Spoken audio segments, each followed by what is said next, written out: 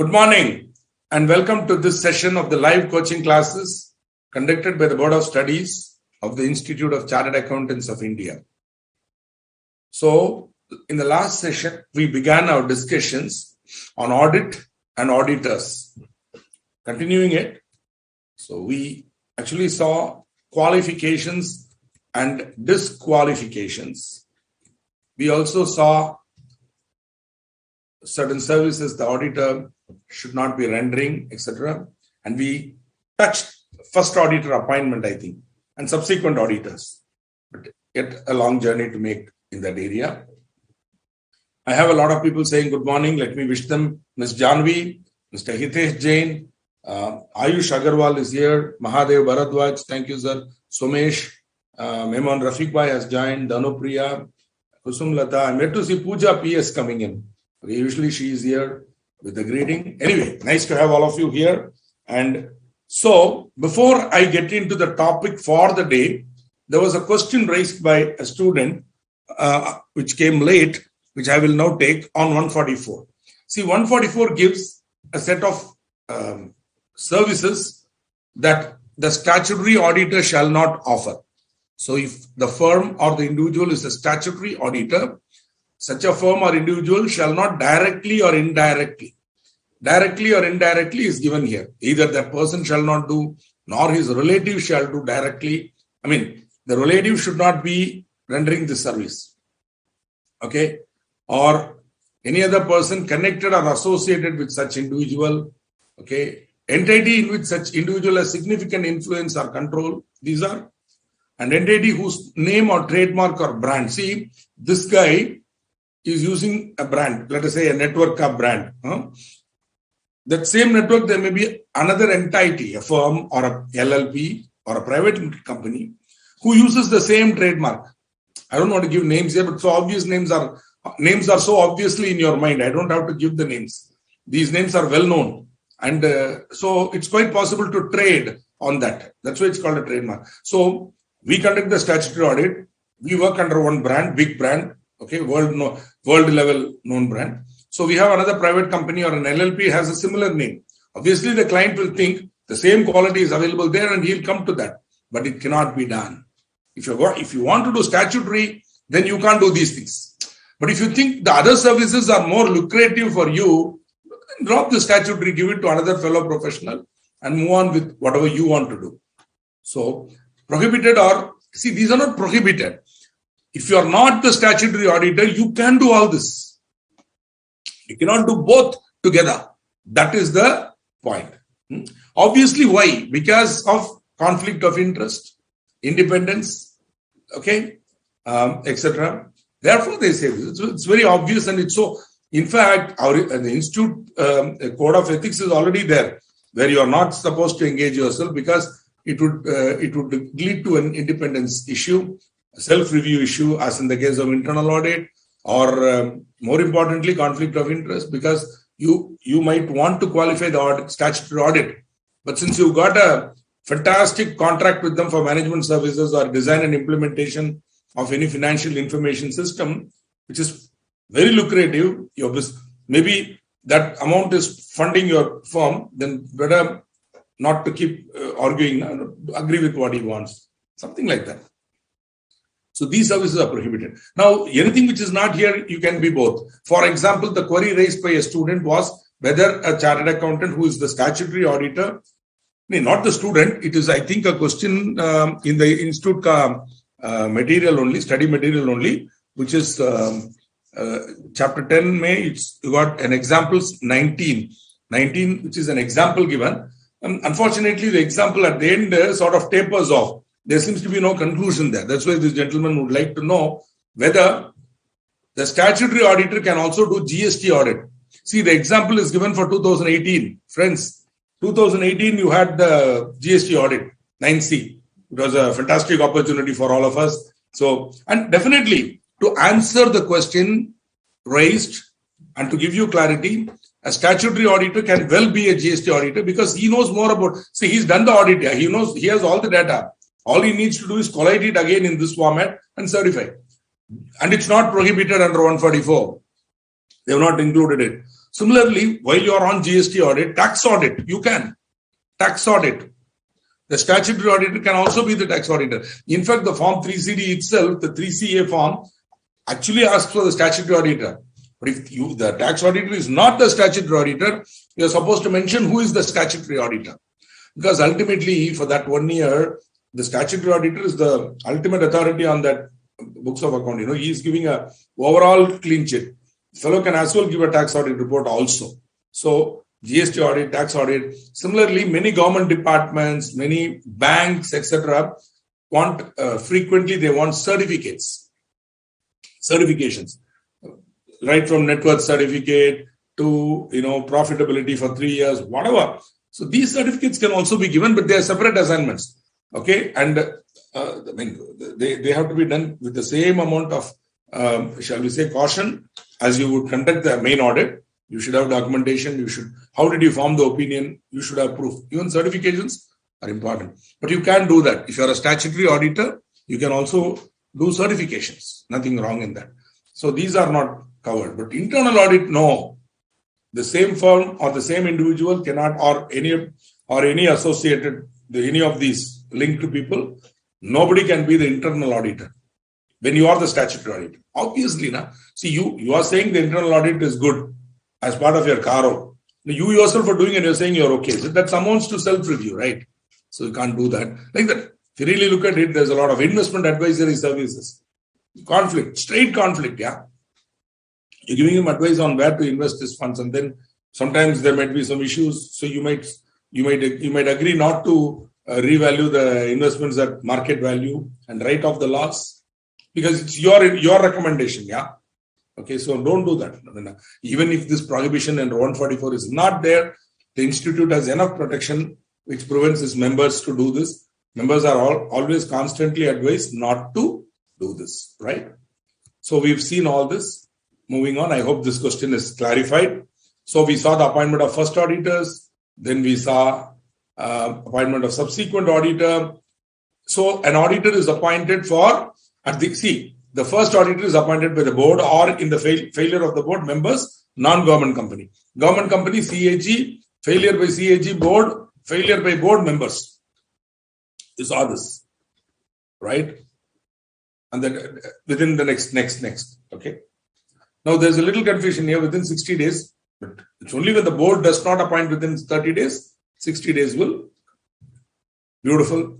Moving on.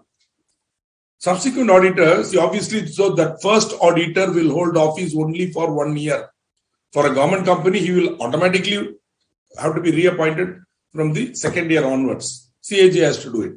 For a non-government company, a company which is not a government company, 139(1), the auditor, subsequent auditors will be appointed at the first AGM, and they will hold office from the conclusion of the first AGM till the conclusion of 6th AGM. 5 years. Why 6th AGM? 5 years. Yeah, so more people have joined. Pooja has joined us, not Pooja PS. This is Pooja. Bandreddy ji is here, good. And Sumit. Okay, wonderful. Hold on, let's move into this topic. So, and I also explained to you why we use the word conclusion, because the auditor does not vacate at the opening of the AGM. The directors automatically retire. Those directors who are liable to retire at that AGM. When the AGM is started, they retire. When the chairman knocks the gavel, they retire.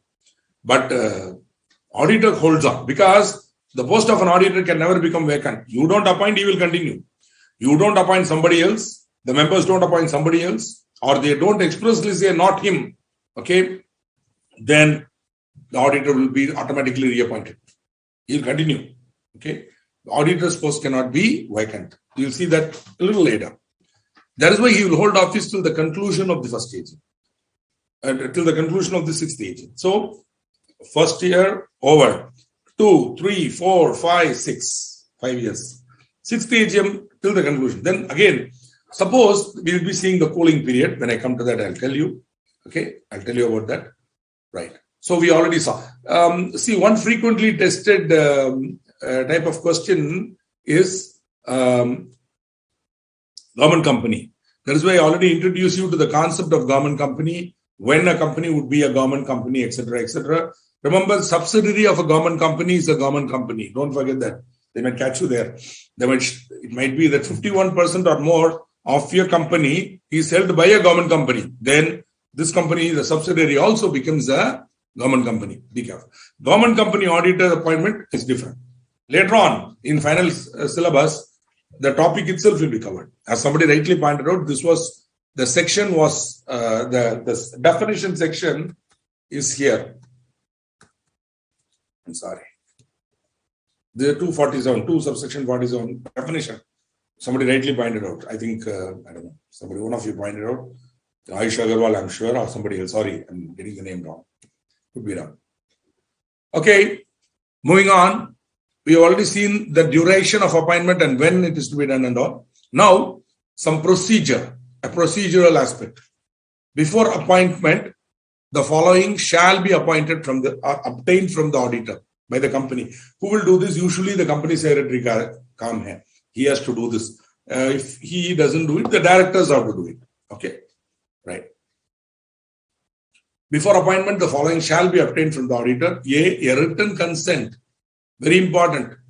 He has to give his consent to be appointed as an auditor. Also, while giving his consent, the same letter he can also say a certificate has to be given that the appointment, if made, will be in accordance with the conditions as may be prescribed. For example, he should confirm that he is not rendering any 141 services, or he is not disqualified. Okay, that he is not otherwise disqualified, etc., etc. And more importantly, he should confirm that the appointment, if made, will be within the limits. We already saw the limits in disqualification. The limit is 20, not including private company with 100 crore or less, and dormant company, small company, OPC, not included in that. OPC, small company, dormant company, private company with a paid up capital of less than 100 crore, not included. Other than that, public companies, etc., private company above 100 crore, you have to take it up and check up whether it's 100 crore turnover or whether it's, sorry to keep moving back. Yes.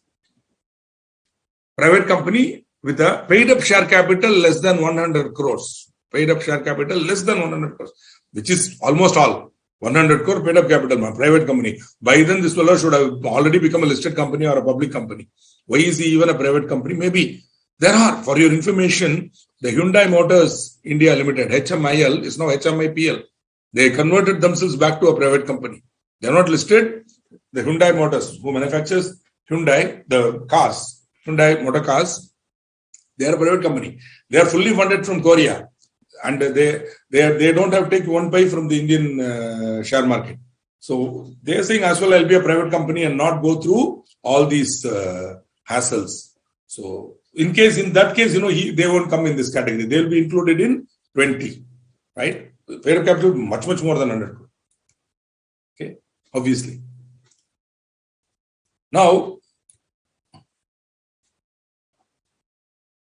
of course, the beauty is you can't see one of the major problems when you're doing a comparative study of the industry now. I do research on Maruti regularly, but Maruti, one of their competitors is Hyundai.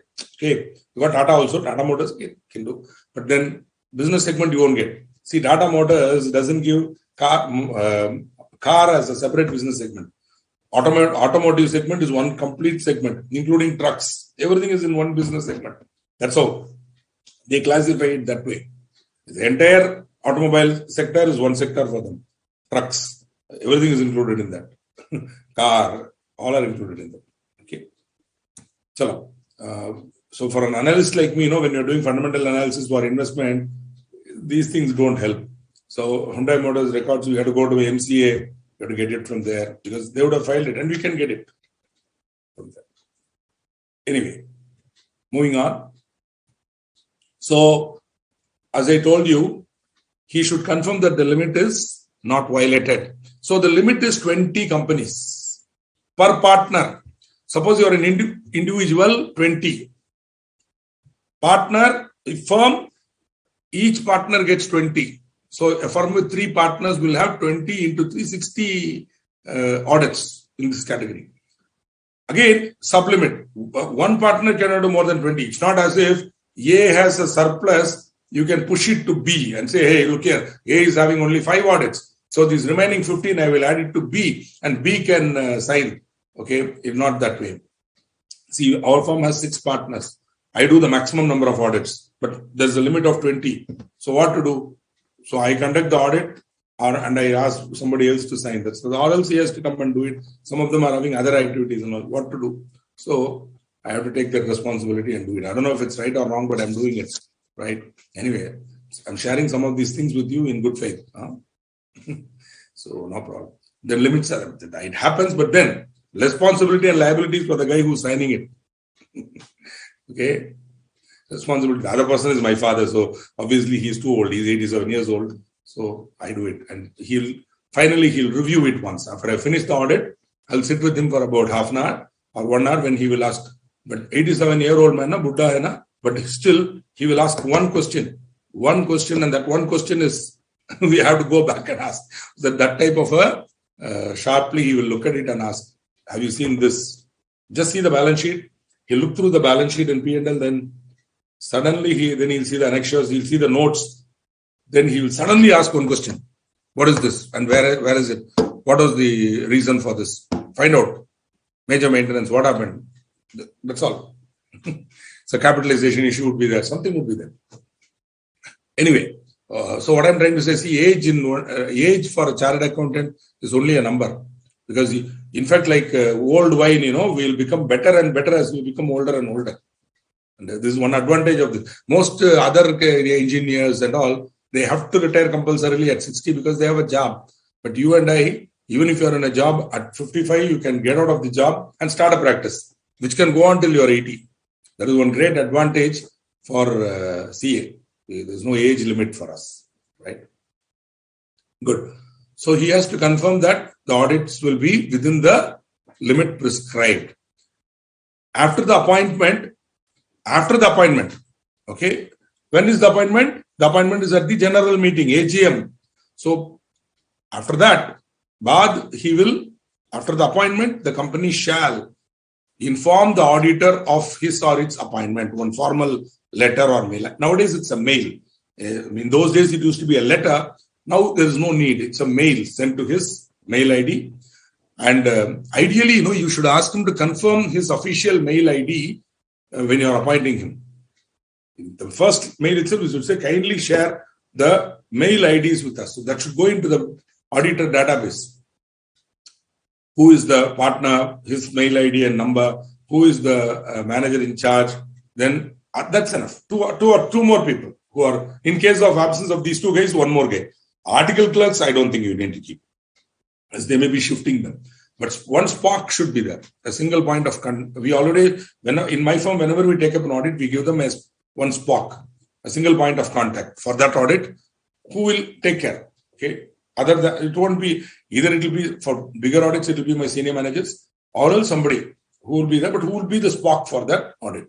He will have to take care.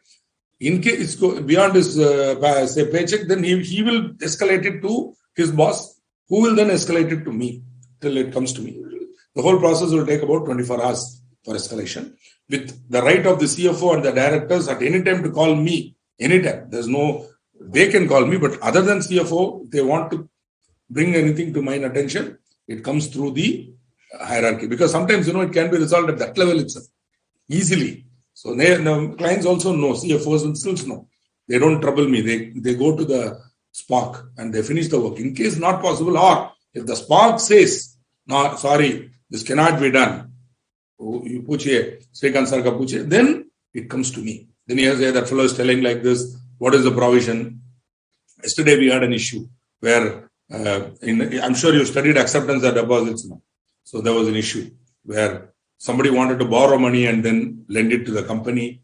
And so we were saying that is not a good idea because you know why. You should know why. Because you studied that topic, I'm sure. Acceptance of deposits, private company. So after the appointment, the company shall inform the auditor of his or its appointment and file a notice of such appointment with the registrar within 15 days of the meeting in which the auditor is appointed in form number ADT1.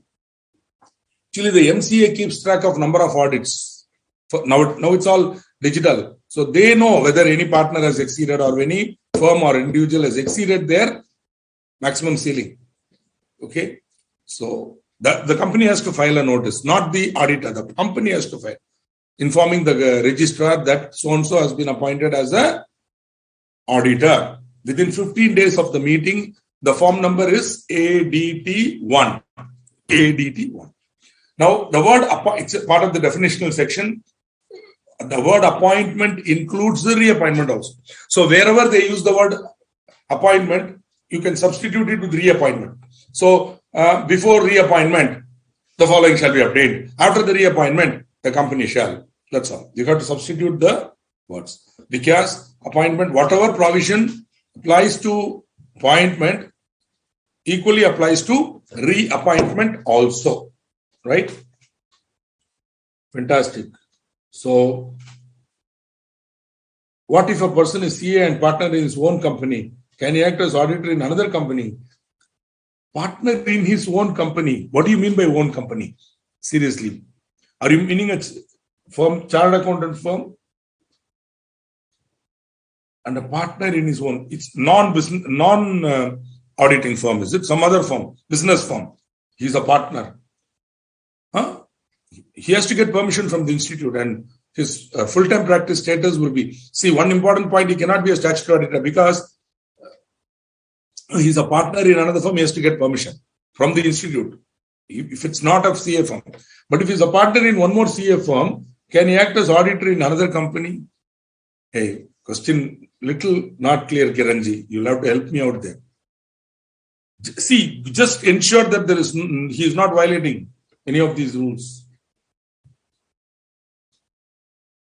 See, let me understand. He is an auditor, chartered accountant, member of a CA firm.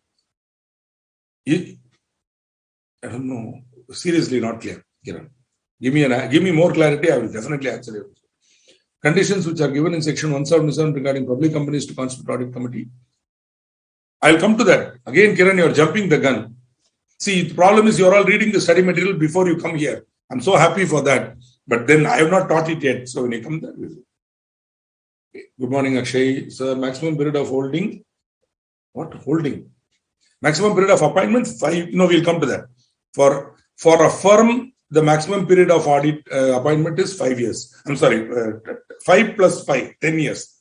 For an individual proprietary firm, proprietary CA, then 5 years. Okay. Ankurji, you tell me. First auditor will be appointed only once or many times? How? See, boss, you don't. First is always, your first birthday. How many times you'll have it? Okay. And remember, you do not get a second chance to make a first impression. You do not get a second chance to make a first impression. So, you don't get a second opportunity to appoint your first auditor. Okay. Good question, but then, nice.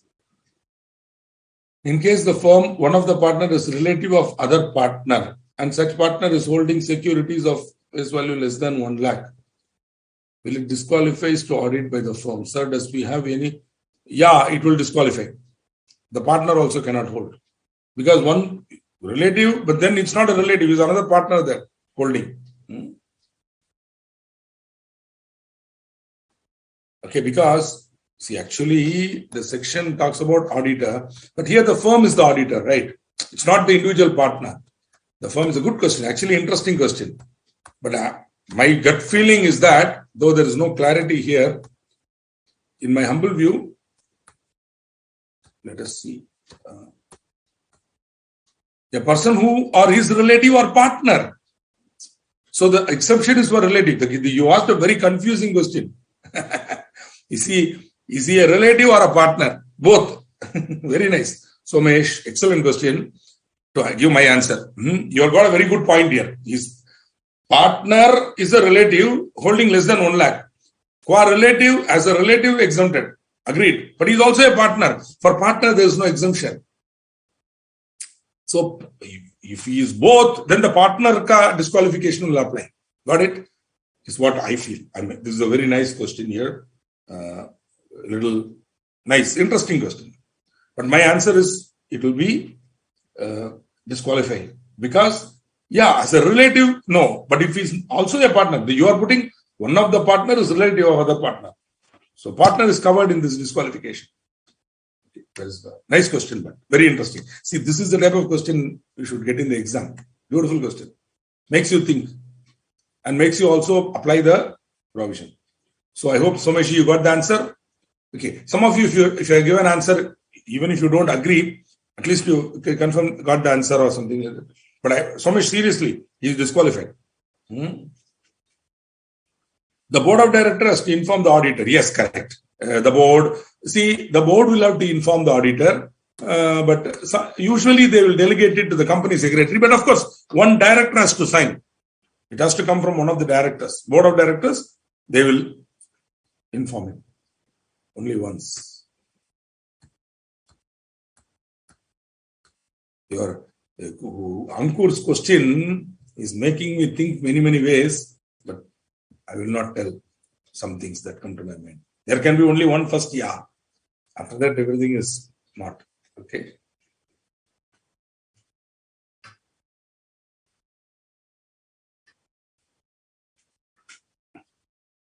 The auditor shall submit a certificate. See, all these things he has to confirm. He has to give a certificate, right? In that, a certificate from him. In that, he has to confirm.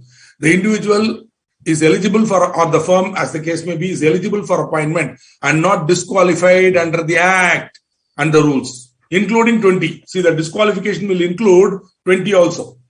Okay? Because that is also part of the disqualification. The proposed appointment is as per the term provided under the Act. Term, that means period.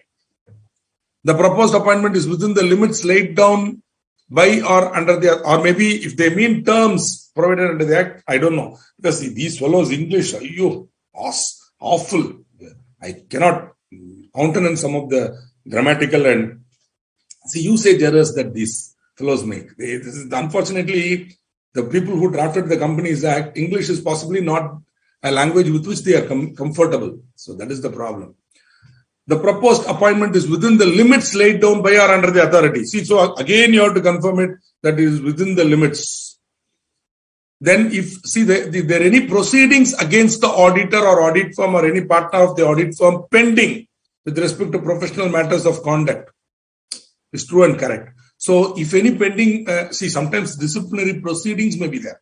Please, he may have some proceedings against him that has to be disclosed. Nothing wrong in having proceedings because sometimes people take up false complaints also. But the institute has to take that up and they have to go through it, call the member, and once he gives all the proof. See, your best protection as an auditor is your documentation. You got the documentation, you got the proof, nobody can do anything. Because you asked the question, he gave the answer, you did. That's all. So, invariably, I found most of the misconduct applications given by the public or by so-called clients are usually for, in the case of companies and partnerships where there is a dispute between the partners or the directors. At that time, one group will immediately write to the institute saying the auditor has also colluded with the majority group. All nonsense they'll put. So you should be clear. That's all. Unto thine own self be true, nothing less. So, list of proceedings against the auditor or audit firm, if any. Okay. Ideally, it should be nil, not applicable. Okay. Ideally. But then if something is there, you have to disclose it, and whatever is disclosed is true and correct. He has to verify it. Now, who will appoint the auditor? This is the question. For that, already Kiran was asking the condition which are given in section 177 regarding audit committee. So we will answer that. All listed companies and companies that are required to appoint at least 2 independent directors shall constitute the following committees. See, under the Companies Act, it's not in your syllabus. It's going to come later in final directors. There they say all listed companies and certain companies, which we will see in the next slide, are required to appoint at least 2 independent directors. Independent directors means directors not having financial gain or interest in the company as defined. Okay, there's a huge definition there. So any company which is required to appoint independent directors, right, should also constitute certain committees like Audit Committee 177, Nomination and Remuneration Committee 178. See, this provision is in Rule 4 of the Company's Appointment of and Qualification of Directors Rules, which is linked to another section, 169, not 177. 177 only says, if you are required to appoint at least 2 independent directors, then you should constitute these committees and all. Okay. So, certain companies are required to have compulsorily 2 independent directors. These companies should also constitute audit committee. That is the understanding. So, audit committee is compulsory for this. If it is not compulsory also, you can have an audit committee, but these companies shall have at least 2 independent directors. They shall also constitute audit committee. So, now coming to Kiran's question, which is answered on the slide itself. Condition which are given in section 177, every condition or anyone, because the words used or. I think or is missing or something, I don't know, or, it's or. Even if one condition is triggered, it's not that all the conditions are to be satisfied, no, one condition. So,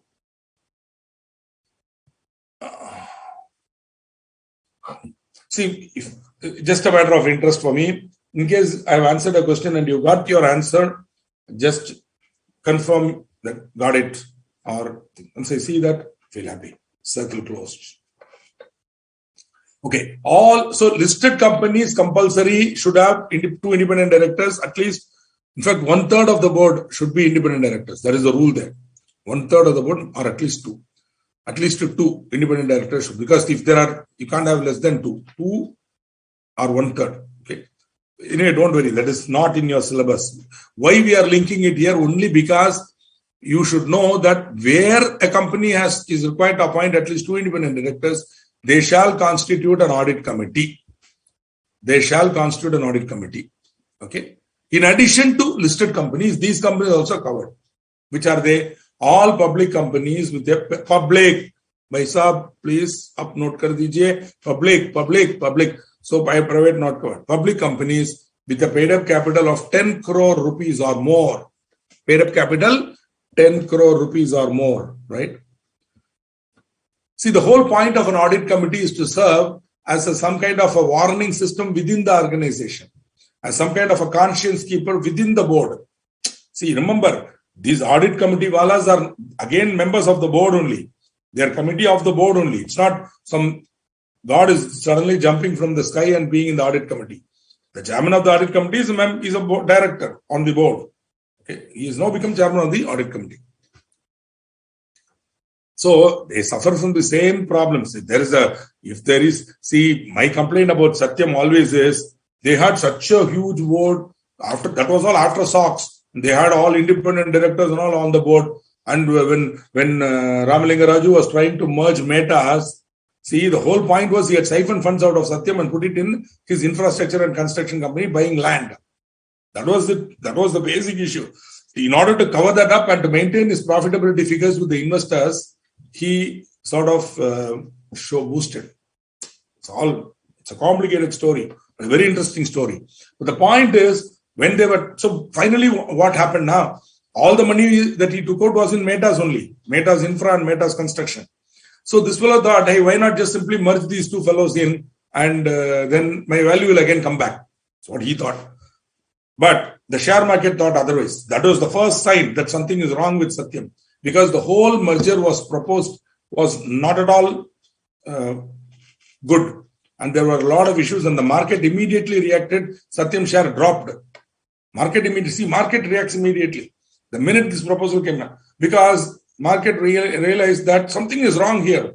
And also they realized that this merger is not going to add any real value to Satyam. Because Satyam's value was not coming out of land bank or all that. Or valuation of those assets.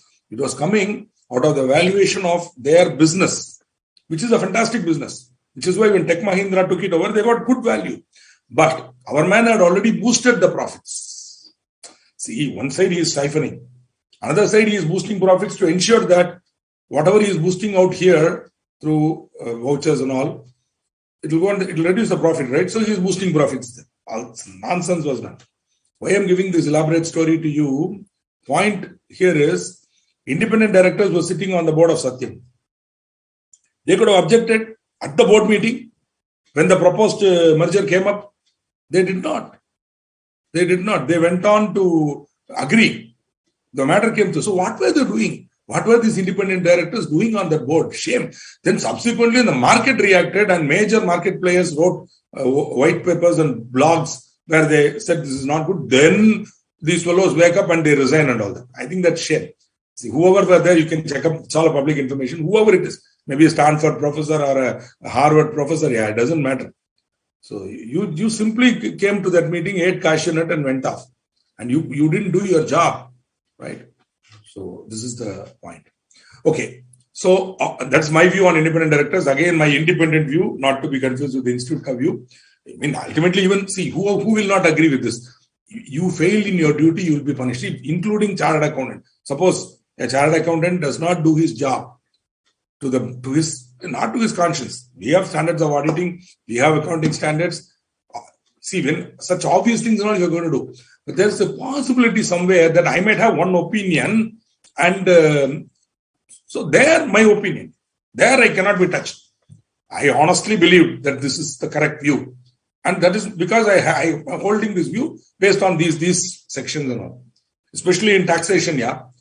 There are so many cases in taxation, if you go strictly by the Income Tax Act, you'll be a fool because there's an anomaly there. And so what we do is we take a call. We take the liberal view, which is beneficial to the taxpayer. We advise him accordingly. And then we also tell him, boss, this is questionable. There's a pending case before Supreme Court. We are going by the High Court decision, which is favorable to you. Tomorrow, if Supreme Court says something else, you will be in trouble. Therefore, pay the tax. Keep it in pending. But don't claim the expense, but pay the tax. And later on, you will get it as a refund. This is one advice we give. Or be prepared for a long battle, litigation. Then I can hold a view and I can say no need for a provision, and I can also advise him. One more point. The statutory auditor can be a tax consultant for the company. That's not prohibited. He can be a tax consultant, advisor, and all that is allowed. Okay? Because there is not having any conflict there. All public companies with a paid-up capital of 10 crore rupees or more, all public companies having a turnover of 100 crore rupees or more, all public companies having in aggregate outstanding loans or borrowings or debentures or deposits. Outstanding loans, borrowings, debentures, deposits, but exceeding 50 crore rupees or more. So to answer Kiranji, any one condition is satisfied also. So see this elaborate chart, the answer is very simple.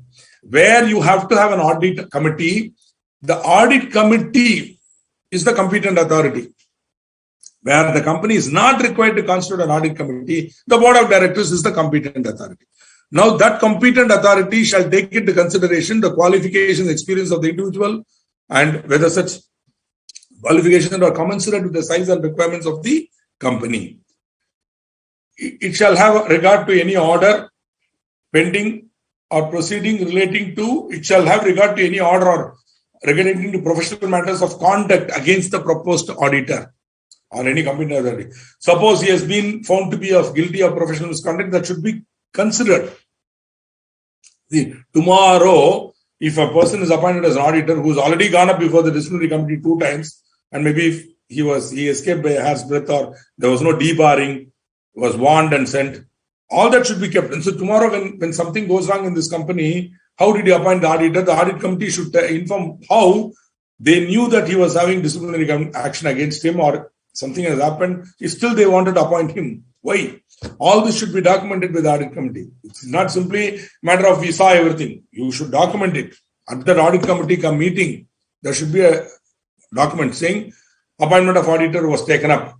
The profiles received from 3 major audit firms were tabled and analyzed and discussed. Then you should give the details of the 3 firms, quick summary, and then based on a discussion and keeping in mind the nature of the business of the company, it was decided that Ramu and company will be appointed as the auditor. So this should be minuted. How did you arrive at your conclusion?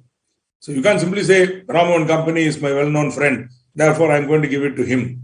There should be some documentation to support how you arrived at Ramu and company. It may call for such other information also. For example, about how they operate, how they work. Unless you know, the auditor also should be very careful. Giving the name of a client is absolutely no problem. That I have done the audit for so-and-so is not a problem. Your profile can include names of companies. But confidential data that you might have acquired during that audit cannot be shared with this company. Even if they ask you to say, sorry, it's confidential. Process you ask me, I will tell you. But for them, how I did, no, I can't share. Exactly, I can't do that. Process, I will tell you. Okay, but not how. What was the fishing expedition? I don't know. Good. So, once there is an audit committee, the committee shall recommend the name of an individual to the board for consideration. So, do you understand? The audit committee is subservient to the board. So, where there is an audit committee, the audit committee will recommend the name. See, the whole point of an audit committee is the chairman. The chairman is a strong person. See, the real threat for a listed company is the chairman resigning. When the chairman of the audit committee resigns, it sends a signal to the market, because the chairman of the audit committee is the conscience keeper. The committee, of course, the entire committee, chairman. But if a single member resigns, okay, some reasons could be some conflict between him and the. But if the chairman of the audit committee says, I am no longer chairman of the audit committee, he need not resign as a director. He can simply say, I do not want to be chairman of audit committee due to conflict or due to some reasons. Then straight away the company's price will fall. That is why that is the real power that the audit committee has. The chairman should always threat. But see, suppose the company says, you go ahead and resign, we don't care, and the managing director goes on to give a clear reasoning why the audit committee chairman was behaving autocratically and that why it was like that. Then, so that's only, it's a very thin control. The real bulwark protection is audit. It's the audit which is protecting. We are the protectors of the, shall we say, credibility of these accounts vis-a-vis the public. Audit committee is meant to oversee appointment. That's all. Which is why the audit committee chairman ideally should be a person having knowledge of finance and auditing, member of the institute and all. See, you can actually, there is no prohibition of. See, this is another stupidity. Mr. A is the partner of ABC and Co. firm. A is the partner of ABC and Co. He is the chairman of the audit committee in one company. Can the firm be appointed as an auditor of a subsidiary? It can. There is no prohibition. Mr. A is chairman of audit committee in one company, where some other person is auditor. Can that firm, where he is a partner, that audit committee chairman ka firm, can it be appointed as an auditor of a subsidiary in that group of this company, big subsidiary? They can. Nothing prevents. Okay, it's actually happened. There's no prohibition. That's all. Because audit committee chairman is an independent post, therefore they think there's no conflict there. Because anyway, he's not getting any financial benefit. Hello. But then still I would say it's a little not so good. But then again, there's no prohibition. A company which is not required to constitute an audit committee under section 177, the board only will consider and recommend. Finally, the board recommends an individual or firm as auditor to the members in the AGM. And then the members in the AGM, in the notice, they will say, Rambu and company, auditors are retiring at the ensuing AGM. They are eligible to be reappointed for another period of 5 years. They will recommend. Or they can say Ramu and company resigning. Okay, we have selected Somu and company who are eligible to be appointed and can be appointed. It is recommended that this firm may be reappointed. Appointed as the auditor for the ensuing 5 years ending on so-and-so date till the conclusion of the AGM.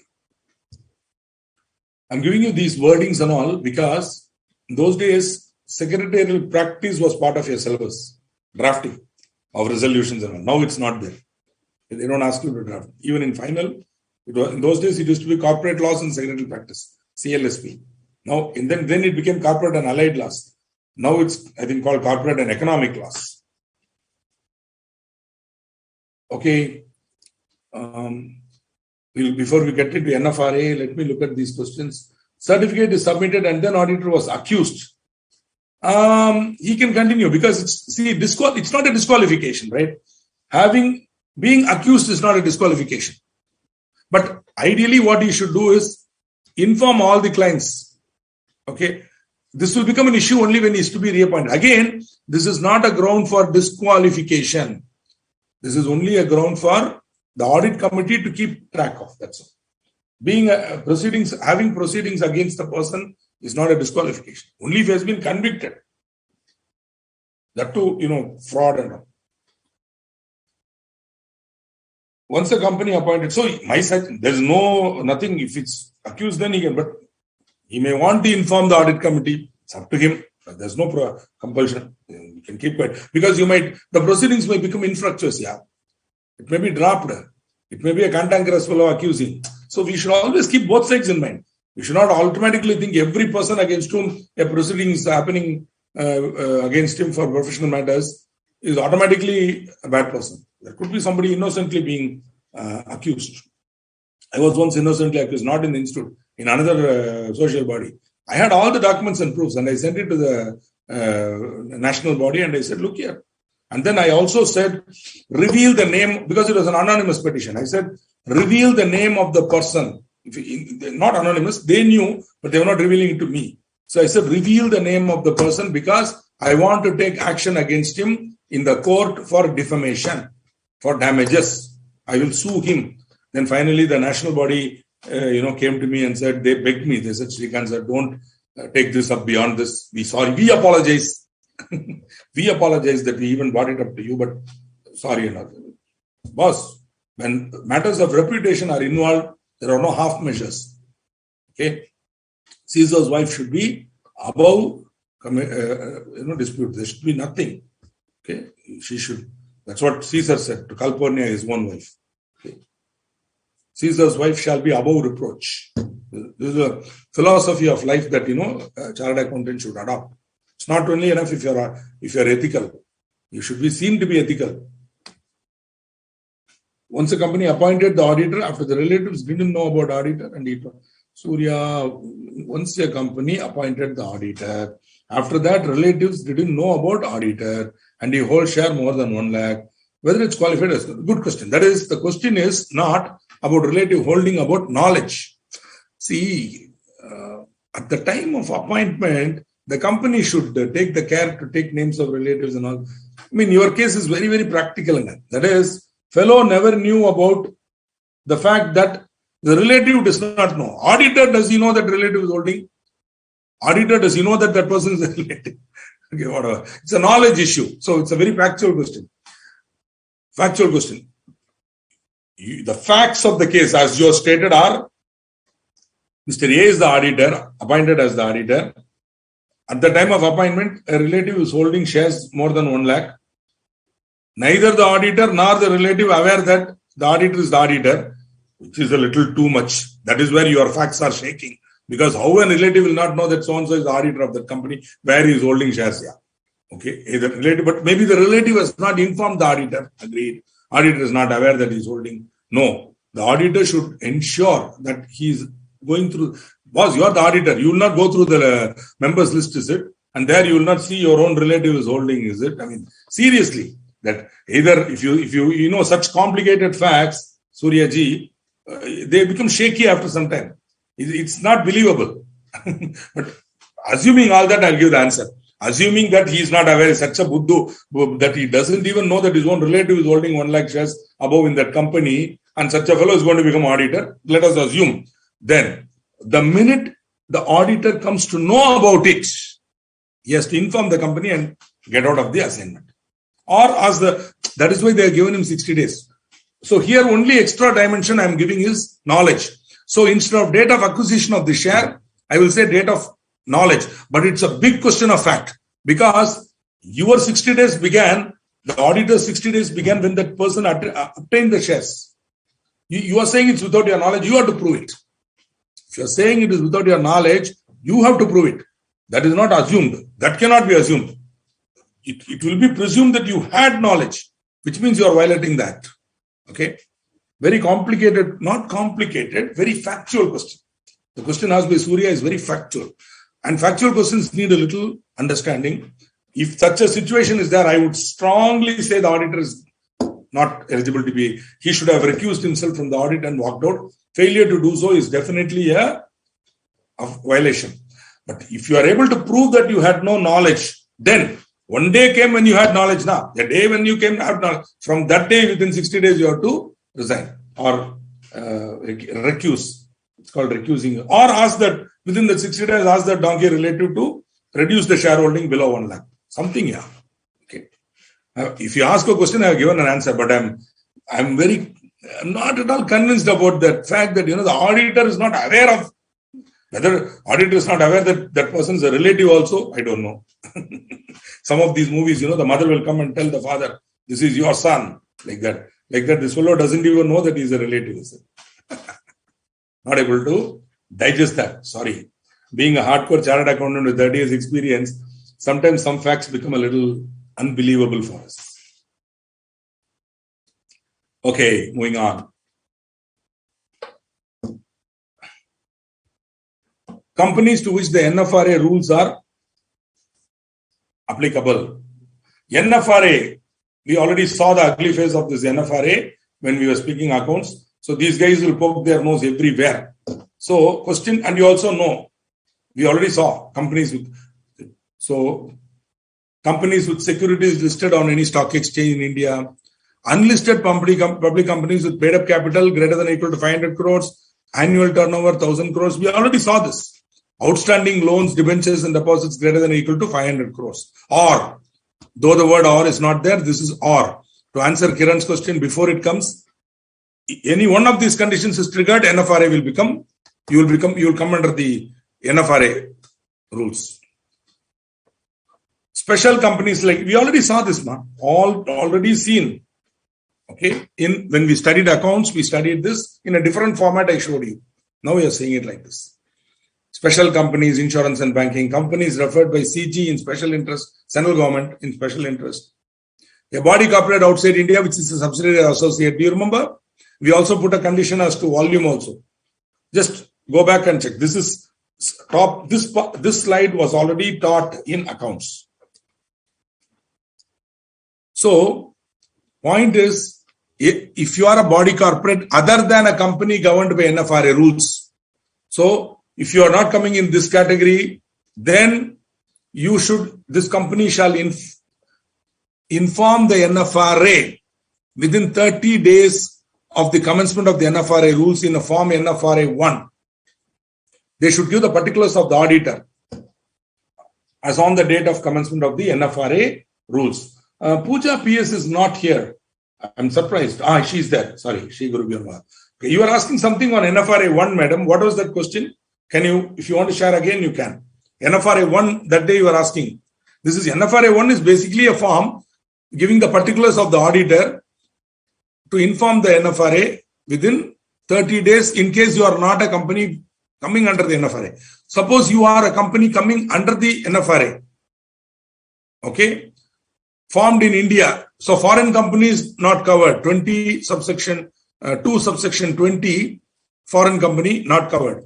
Formed in India, Indian company and governed under NFRA rules. So you are governed by NFRA rules, then 15 days. You have to file form NFRA 1. This entire slide summary simple. If you are coming under NFRA rules, 15 days NFRA 1, other than foreign company incorporated outside India. If you are not coming under NFRA rules, then within 30 days you have to file. That's all. Particulars of the auditor. So that the NFRA can keep track of these buggers. And if anything goes wrong, they'll catch the auditor straight away and take him to jail. I mean, we hope that is the whole aim of these fellows, to make life miserable for auditors. Anyway, let's see what they can do, because unto thine own self be true, and it shall follow as the night the day. If we as a profession are honorable and honest, no NFRA can do anything to us. Okay, Now we answer the question on term, right? Listed companies and other prescribed class or classes of companies, except OPC and small company. OPC and small company, no problem.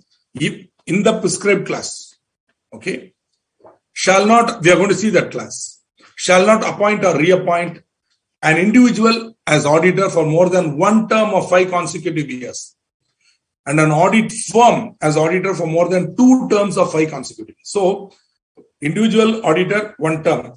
But not for all companies, only listed companies and prescribed class or classes. We'll see that.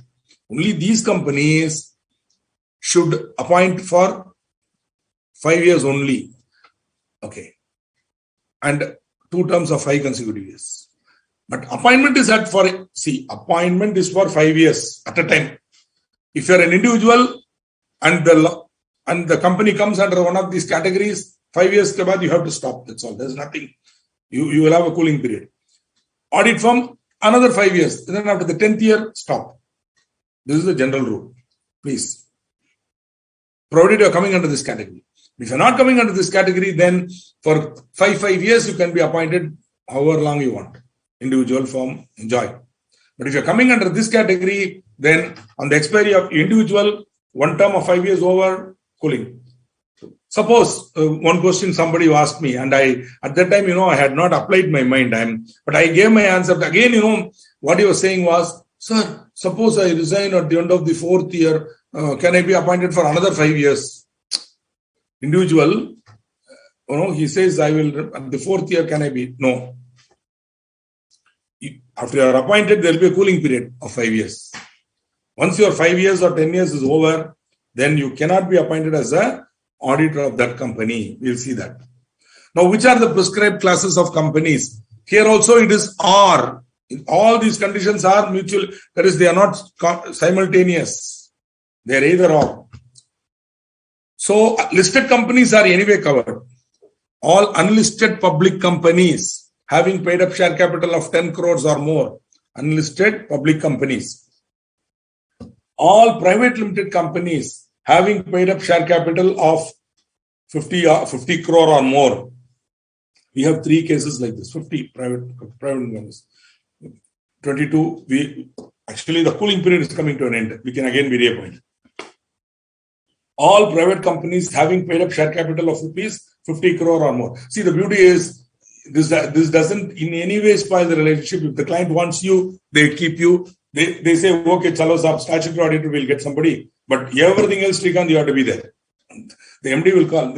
When the act was amended, the new law came. I had a meeting with the board of directors of some of my clients, and I told them, boss, congratulations, you no longer need me. I can go. You let me go. Like that, I used to say immediately. What do you mean? What do you mean, Srikanth? What happened? Any problem? Anybody has done anything wrong? I will take her. No. This, unfortunately, the Minister of Corporate Affairs informed her that we cannot be your auditor anymore. Oh, how is that possible? Who are they to tell and all? Boss, that is the government of India. I can't do anything. No, Srikanth. I don't care what you do. You be with me. They will immediately exchange me for internal auditor, or they will say, call yourself anything. Charge me the fee that you are now charging. I will take care of statutory audit. I'll get some donkey to come and do it. But you have to be my auditor. I want you here to call and talk to you. See, this is the confidence that you can give to your clients. I'm not boasting about myself. Every chartered accountant in this country of a certain level, we have created that type of a confidence level with our clients because of our experience, because of our empathy with that fellow's life. Yeah. This is where the conflict happens. That is why NFRA thinks, that we will support him, the owner and all, MD and all. Therefore, they put this condition. Even then, the guy wants you there. He wants you advising. So statutory audit is only one function. There are so many other things that you do, which is why many times, our own professions, people will keep telling statutory audit, bank audit, everything will go. What will you do after that? Because they are all people in service or people who are not able to practice. They will say, if all that goes, what will you guys do in practice? Once the act is amended, let us say, for example, section is removed, 139 is removed. No statutory auditor anymore. Or they can say, there is a proposal, only these companies which are here will have need for statutory auditor. Other companies, statutory audit not compulsory. Okay, whatever. NFRA will do the audit. That is even worse. Okay, bribable. Okay, so NFRA will do the audit and all that. So whatever they say, my job is still secure because they need a member of our institute for advising. Whenever there is a problem, first thing is call auditor. Maybe Srikanth, maybe you, maybe Pooja, or maybe Kiran or Hitesh or whoever. You, Sumesh, whoever. I'm not saying it's only me. It could be you. But they will call you because they need a trusted advisor who will be impartial. Even in some cases, the MDs have told me, Srikanth, tell me the law. Don't bother about what is good or bad for me. Tell me the law. I've got clients like that who tell me the law. We'll comply with it. But you advise me because all these donkeys are giving me wrong, conflicting information. Company secretary is telling one thing, CFO is telling something else. They are all confusing me. Send everybody out. Come and sit. Now you tell me what is correct. I will do it. So that type of confidence, if you want to build in your client, you should bring clarity of thought and not just mug up and vomit knowledge. Application-oriented, practical, commonsensical knowledge. And using that, you have to advise your client. Okay, which is what the institute is testing you for. Every question in the exam, other than MCQ, is meant to test your ability to think clearly and apply the law and give the client a correct advice, which will ensure that he does not violate the law. Okay. Okay, good. So I'm happy that Pooja ji is confirmed that everything. If company appoint auditor first 5 consecutive years, then company again appoint this. We'll come to that. So all unlisted public companies paid up share capital of 10 crore or more, all private companies having paid up share capital of 50 crore or more, all companies having paid up share capital below threshold limit mentioned in A and B above. So anyway, if they are covered there, they are covered there. But if they are not covered in A and B, but having public borrowings from financial institutions, banks, or public deposits of 50 crore or more. So borrowings from financial institution, banks, or public deposits. Only 3 categories. 50 rupees or more. Okay. I told you, you make a chart, applicability chart. It's a very exciting activity. And as you make the chart, you will remember it. That's how you remember. When you make the chart, you will remember. Suppose Srikanth makes the chart and gives it to you, I will become a great faculty, the best faculty in the world who is giving all the data, spoon feeding the student. No, then I'm not a good faculty. I'm not a good guru. You have to do it on your own. That way you will go through the provisions. You will compare and contrast. And then the memory will come. The long-term memory will come only by that way. If you mug up, you'll get only short-term memory. But if you analyze and understand, you'll get long-term memory. Recall will be better. As usual, OPC and small companies excluded. Okay. Now, cooling off period. So this is the answer to Memon Rafiq Bhai. What is the question? If company appoint auditor first 5 consecutive years, then company again appoint the same auditor? No. An individual auditor who has completed this is the exact answer to you, Ji. An individual auditor who has completed his term, that is one term of 5 consecutive years, shall not be eligible for reappointment as auditor in the same company for 5 years from the completion of his term. Okay? 5 years from the completion of his term. For 5 years cooling for individual. Similarly, for an audit firm. For audit terms, it's not 10 years. Friends, it is, don't think like individual 5 years, firm 10 years. No. Individual, one term of 5 consecutive years. Audit firm, 2 terms of 5 consecutive years. That means at the end of the first term, the firm can be reappointed for another 5 consecutive years. After that, they shall not be eligible for reappointment as auditor in the same company for 5 years from the completion of such term. So 5 years cooling off period. In fact, many cases, they gave you some freedom and all that when the act came in 14, they gave you some time limit and all. But after that it started clicking. And so you have to go back also and see. And 10 years. So in many of our audit, I told you, 10 years is over. So with all that, we went on till 17. Then 10 years got over. Then they kept, as usual, MCA and, the government of our country Especially the current government, they like to give time, extension. We have a finance minister who loves extensions. She keeps on extending. That too, she will wait till the last day and then only she'll extend for anything. So the same company cannot be reappointed for 5 years. I'm sorry, the firm cannot be reappointed in the same company for 5 years, right? Now, somebody has a brilliant idea. They are thinking, only if this firm cannot be appointed, I am so-and-so, I am a partner of this firm. Before the end of the second term of 5 years, I will form another firm. Maybe 2 more other partners I will take. I will quietly go to that firm because I am the audit partner and this guy is my audit. This audit is my audit. Though the firm is there, this audit is, they are saying, like this guy is saying, no, she can do something, but you should be the auditor. Chalo, no problem, sir. I am now in Ramu & Co. I will become partner Somu & Co. Are you okay in appointing Somu & Co? The company will say, Somu, Bomu, you tell me anything, I'll appoint. So long as you are there. Then I'll become a partner of that company, that firm, and that firm will be appointed. Is it possible? No. There again, they put control. Audit firm having common partner or partners to the other audit firm whose tenure has expired in a company immediately preceding the financial year shall not be appointed as auditor in the same company for a period of 5 years. Audit firm having a common partner or partners to the other audit firm whose tenure has expired. But there's one small loophole here. If I'm willing to totally resign here and go there, no problem. But if I'm common, then that firm also cannot be appointed for a period of 5 years. Common. See, this is because I've noticed this. They are willing, many people come to me and say, Srikanth, I would like to join your firm. I say, come, partner. No, I have another proprietary company or I have my own firm where I'm partnered with 2 other people, but I will be there and I'll be here also. I'd say, sorry, boss, no. With one rare exception, which I am also not comfortable about, I will say, no, sir. You become partner of this firm, you become. Work for this firm, grow this firm. 2 common partners and all. No, sorry, no, don't do that. Okay? Like that. Even for a short while in my career, for 3 years, I was a partner of a firm other than the firm where I am now a partner.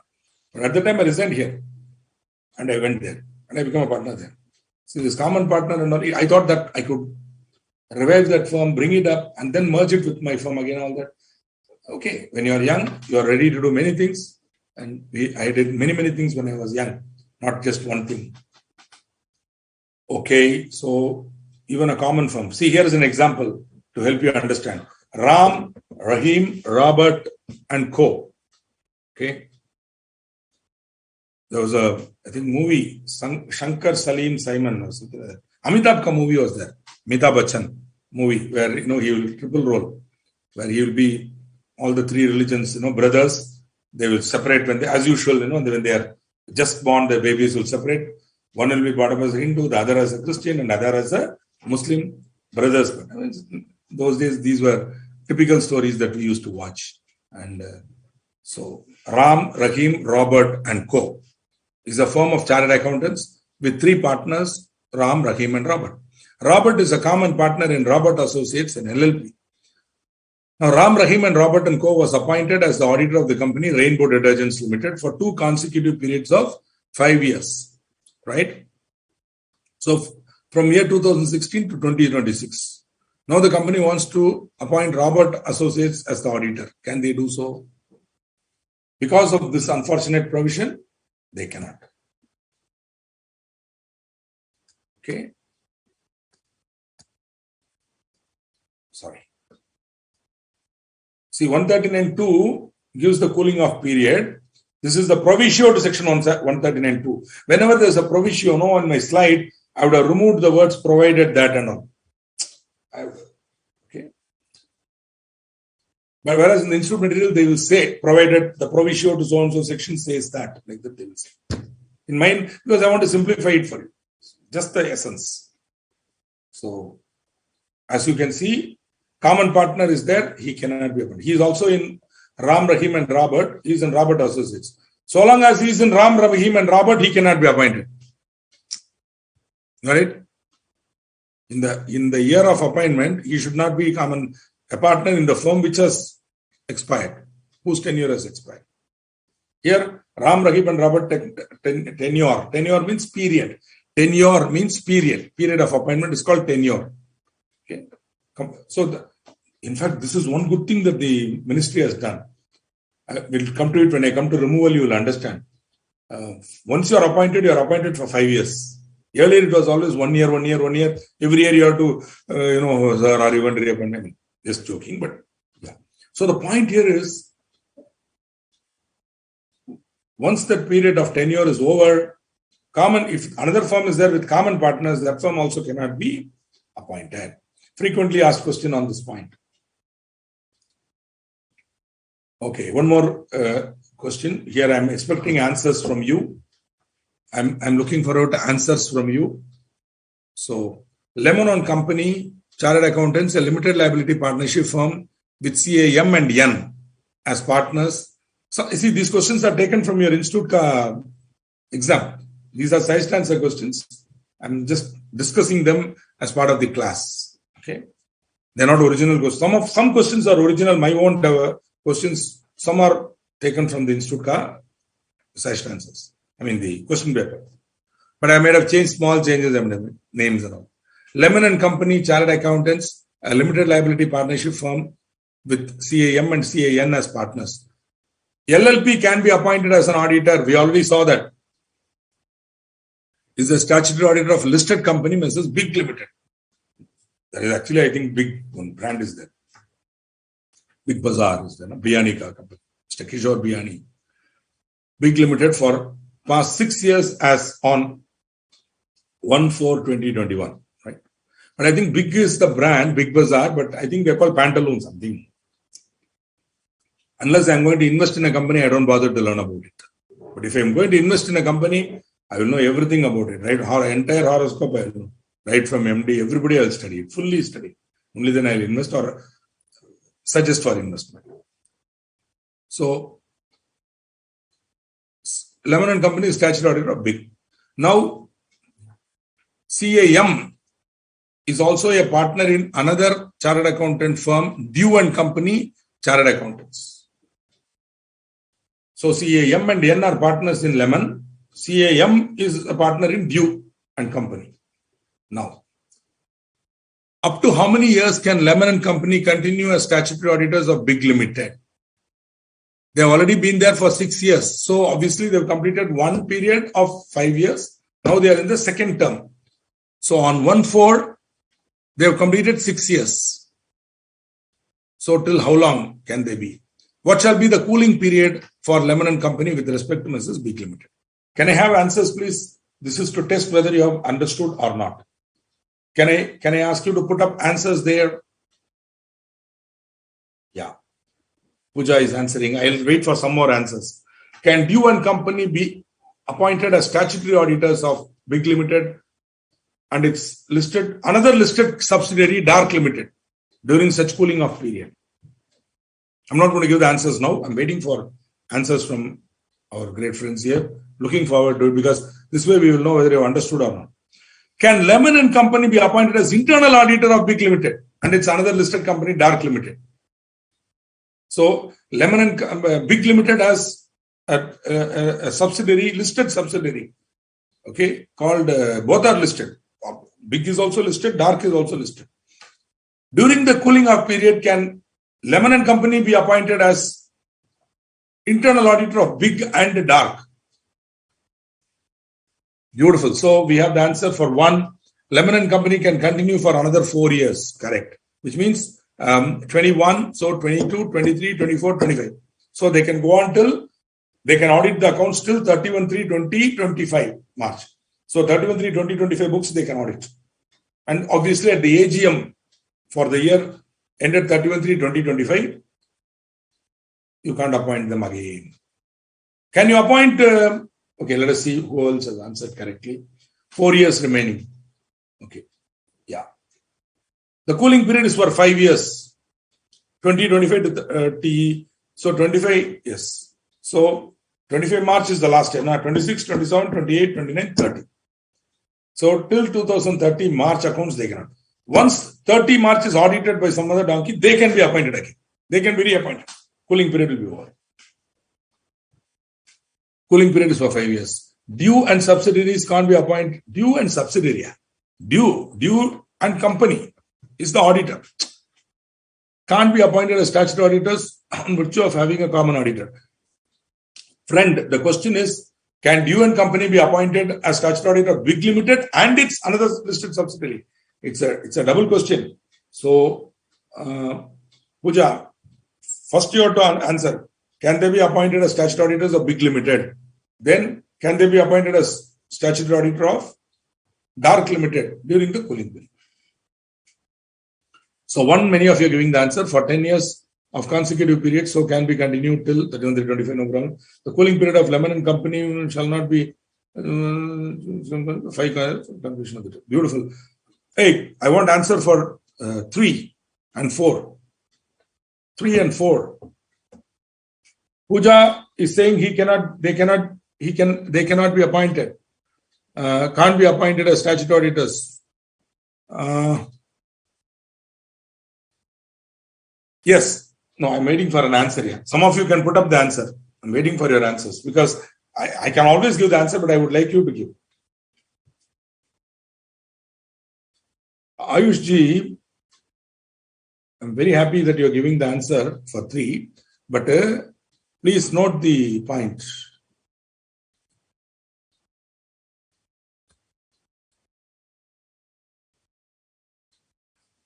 I think I didn't stress this.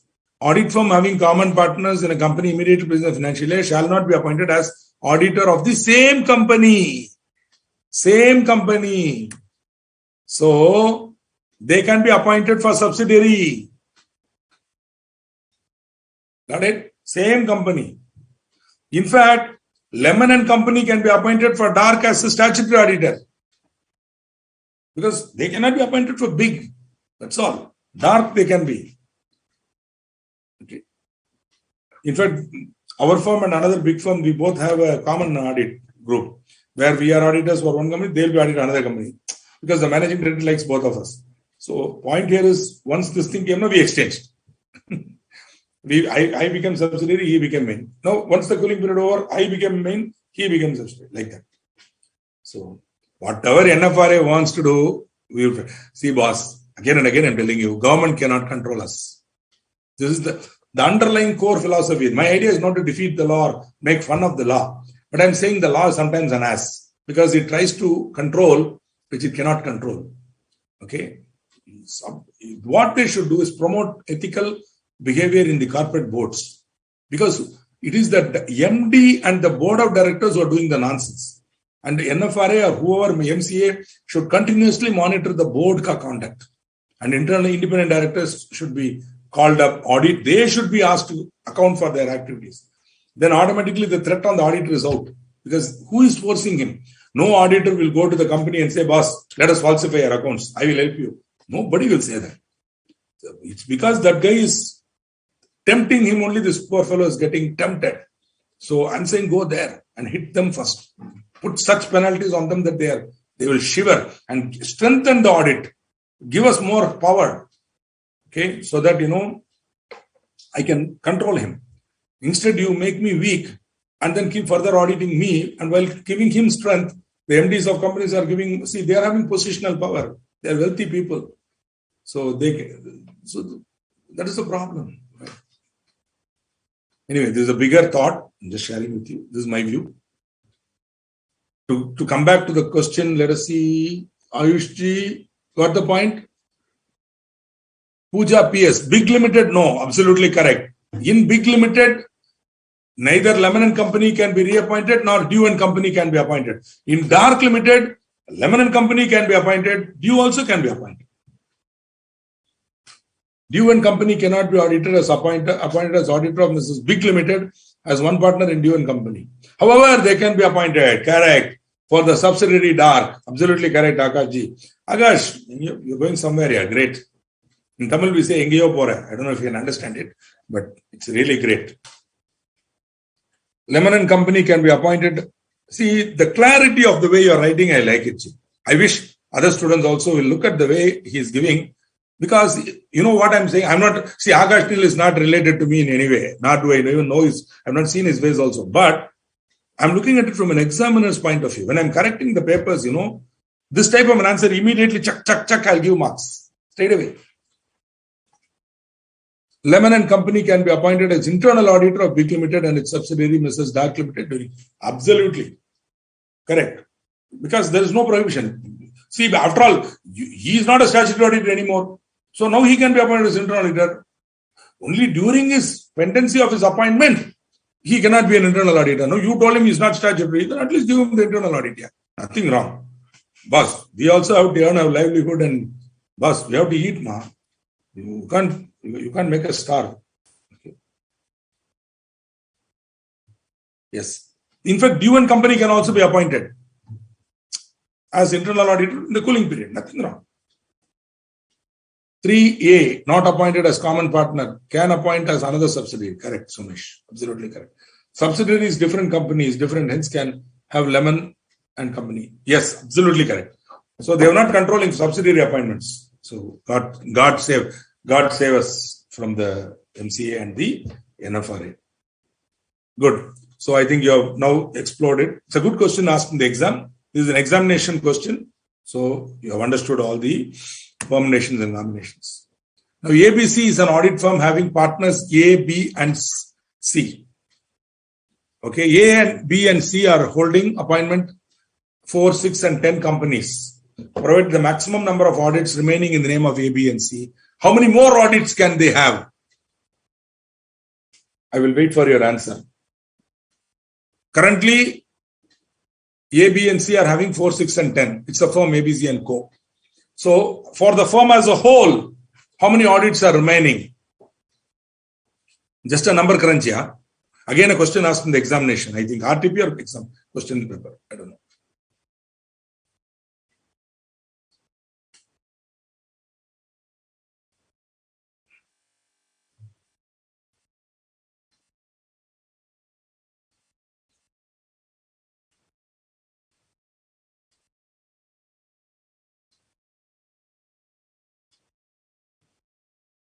Okay, since I'm not getting any answers, I can't wait. I'm planning to have a break at 8:30, but today's class will go on a little late today. Little late, 9:45. Is that a makeup for that now? I have to complete the topic, right? 40. So, how you got 40 is total A, B, C, 3 partners. 3 into 20, 60. 60 minus already existing audits are there now, 4 plus 6, 10 plus 10, 20. So 60 minus 20, 40. Individually, sublimit. Each partner, how many audits he can do. Maximum number of audits remaining in the name of individual partners.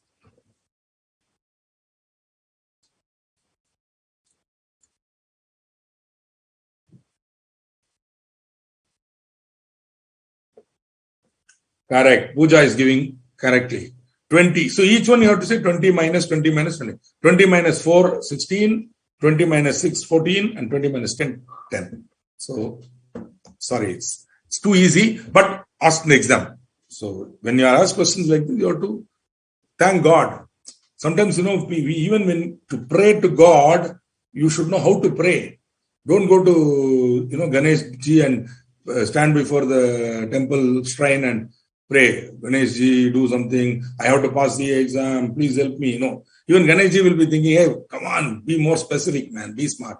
So, be specific. Ganesh ji, I have studied and I have studied this topic, this topic, this topic. I'm hoping that I will get answer from all these topics. Possibly put a list also there and show him. So I want questions from these topics which I have studied well, where I will write well. No, this is something Ganesh ji can work on. God can work on.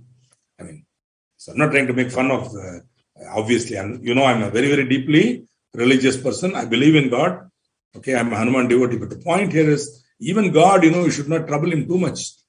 Most of the time, you should do on your own. When you really badly need his thing.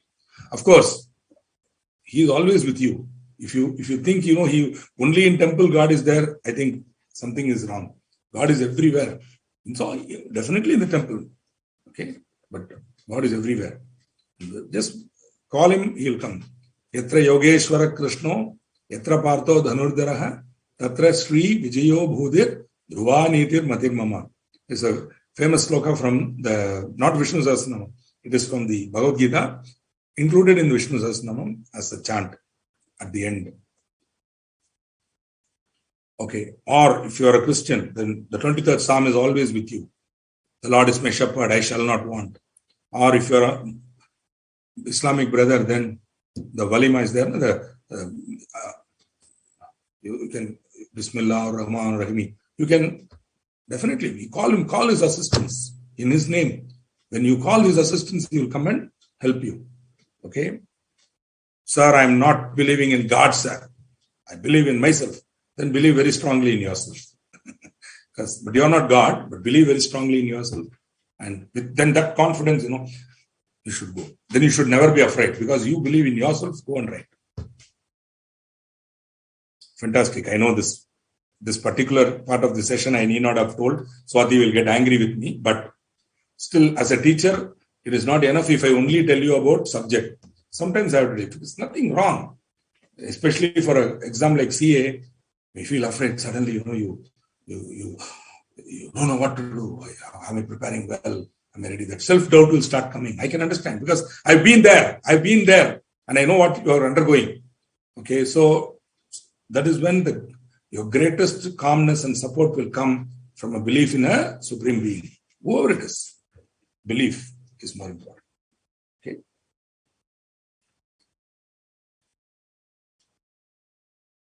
Puja, you're also doing a good job. You have written so much to inform us that you are not able to give the correct answer. Okay. You have spent so much time. Don't worry. Puja is also good. Excellent. Great. Now what I'm going to do, I will finish one more topic. See, there's a transitional period they gave. As I told you, they kept extending. So they extended it by 3 years. 14, Act came into existence on 14. They notified on 14.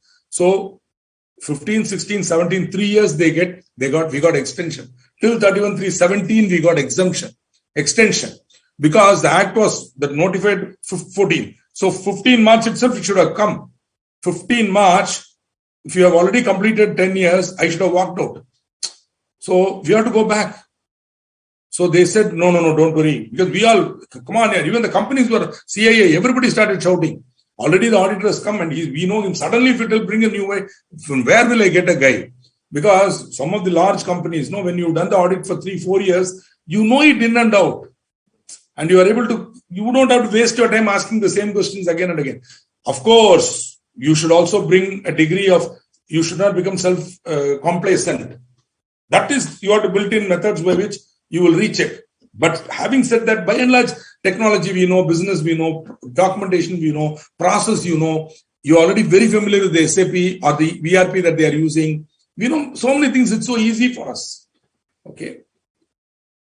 So suddenly you go and change, what can we do? Therefore, they said every company existing on or before the commencement of this Act, which is required to comply with the provisions, of cooling off and period and all, shall comply with those provisions within a period which shall not be later than the date of the first AGM of the company held within the period specified after 3 years from the date of commencement of this Act.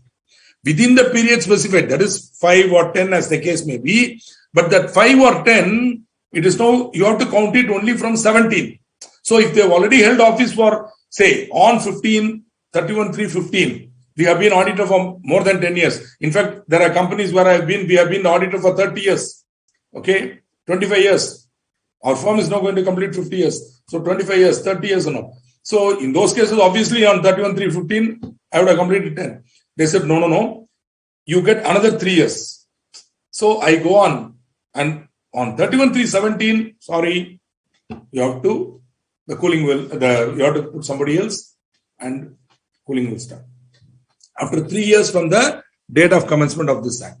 But all that 17 routine now over because see 17 onwards, now 22 March, 10 years over. Am I correct? No, 5 years over. 5 years over, sorry. Another 5 years that other auditor can be reappointed. But in most cases, we are taking it back. We are taking it back. 22 is the watershed year. So 17, 18, 19, 20, 21, 17, 18, 19, 20. Up to 17 March, I can be the auditor. then 18, 19, 20, 21, 22. 22 March, when the audit is over at the AGM, in 22, all the agents will come back. Clients are eagerly waiting to reappoint us. So what is the NFRA trying to do here? Only listed companies, they should have got this provision. Because listed companies, yes, there's a need. Okay. Now, rotation of auditor is not compulsory. Rotation of auditor means, see, a firm is being appointed for 10 years, right? During that 10-year period, the members of a company may resolve to provide that in the audit firm appointed by them, the auditing partner and his team shall be rotated at intervals. Because the same firm is going to be appointed for 10 years. So the members may say, hey, the same partner should not do it for us. Let the another partner come. Some kind of a peer review will happen. Some kind of a review will happen like that. Or that the audit shall be conducted by more than one auditor. See, joint auditors are a very good idea, especially if the size is big. The joint, even then, in joint auditors, they will segregate their work in such a way that one guy will see one thing. Even then, both are responsible for whatever they are certifying. It's not as if this guy can go up before the committee and disciplinary proceeding or NFRA and say, we are auditing only debtors, creditors audited by them, we can't do anything. Sorry, you should also have a look at what they are doing, and you are entitled in joint audits. Joint audits are a good idea, but very costly. See, it's cost prohibitive. Unless the size is big, there's no need for a joint audit. So as of now, central government has not made rotation of partners compulsory, but the members of a company may resolve for rotation of auditors. Right? Where there's a rotation, then the audit committee will recommend the incoming auditor. If no auditor committee, the board will recommend to the members for rotation. But rotation is not compulsory. It is optional. Only members have to decide. And they may not bother. Yes, they are not even bothered. Maximum they'll see who is the auditor. Okay, so the price what Rose was. Right? So happy. Blessings will go. In the accounts, if there is any problem, they might expect the auditor to answer. That's all. So, for rotation of auditor, in case it is done, it's not compulsory. In case the members want. In case of an auditor, the period for which the individual or the firm has held office as auditor prior to the commencement of the act shall be taken into account for calculating the period of 5 consecutive years or 10 consecutive years as the case may be. The incoming auditor or audit firm shall not be eligible if such auditor or audit firm is associated with the outgoing auditor or audit firm under the same network of audit firms. Friends, though the word rotation is used here, this is different. This is where during the 5-year, 10-year period, the partner is changed. This is our regular rotation, where, at the end of 5th year, the same company cannot be appointed. So when you are rotating, when on the end of 10th year, if you are going to push one more firm, then for counting that 5 or 10 years, you should take the total period from when they were originally appointed till, which is why they gave you that 3 years extension. So that on 15 March, most firms would have completed 10 years. One fine morning in 14, they notified. They all got afraid. Next year onwards, audits are going. So another 3 years, we got extension to breathe and to do something about it. The incoming auditor audit shall not be eligible if such auditor is associated with the outgoing auditor firm under the same network. See, Institute has the concept called network, where the audit firm will be maintaining its individual identity, but together they will be coming under one banner called network. So that they will be, it's a good idea. There are a lot of network firms. So the advantage of network is your firm can have a presence, for example, in Jaipur, in Jaisalmer, Jodhpur. You may be a Delhi-based firm, but you can have a network in Indore, in Coimbatore, in Chennai, wherever. So that a network will be. So when a client wants work, you can execute it anywhere. See, today, my practice is multi-locational in Tamil Nadu. We have a branch in Madurai, but if I can have a network across Tamil Nadu, I can take more work because a lot of demand. And so they come to me and say, Mr. Srikanth, you have to come and do it. Where? So they say in Tamil Nadu only I'm talking about. Forget anywhere else. In Tamil Nadu itself, there's a huge opportunity. The people do not have proper advice below Chennai. They are getting confused Auditors are not having the competence to give them the type of advice that the client wants when he wants it. Okay.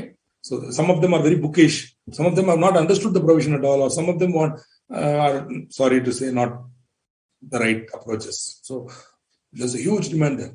So networks can help. Instead of joining the firm as a partner, the audit firm will continue in the name of the other firm. But when any work comes, as a network, we'll go and we will try to get it. So obviously, then if it's in the same network also, that firm cannot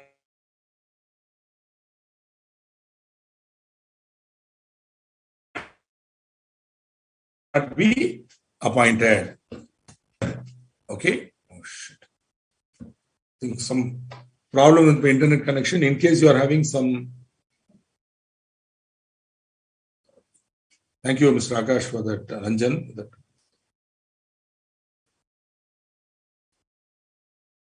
Okay, good. So a break in the term of continuous period of 5 years shall be considered as fulfilling the requirement of rotation. But even then, remember, even if you give a break, actually this part I'm not clear. If you ask me a question, I can't answer. Even if there is a break, you can't be appointed for 5 years. See, you can be appointed for 5 years at a time. Then you take a break after the 3 years. Then again you have to wait for another 5 years. Only then you can be reappointed. Okay, that way you can save a little, but not a good idea. Because I got 10 continuous years. Yeah, why leave it? Then at the end of the 10th year, 5 years schooling. This is the rule. Individual 5, then 5 years schooling. Firm 5 plus 5 plus 5 years schooling. This is the rule. If a partner who is in charge of an audit firm and also certifies the financial statements of the company retires from the said firm and joins another firm, such other firm shall also be ineligible. See, in our case of Ram, Rahim, Robert,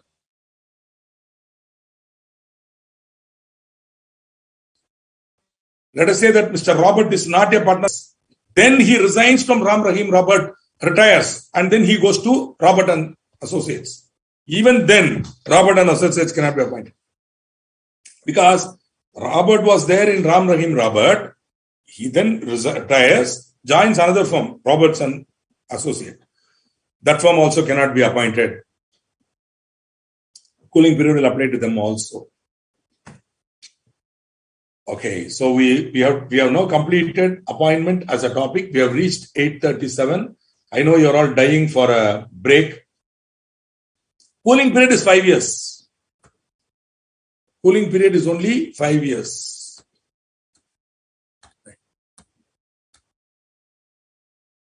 For 5 years, both for firm and for individual, the cooling period is only 5 years. Why, Mr. Ramanarayanan, you feel it is too low? You want to have cooling period 10 years?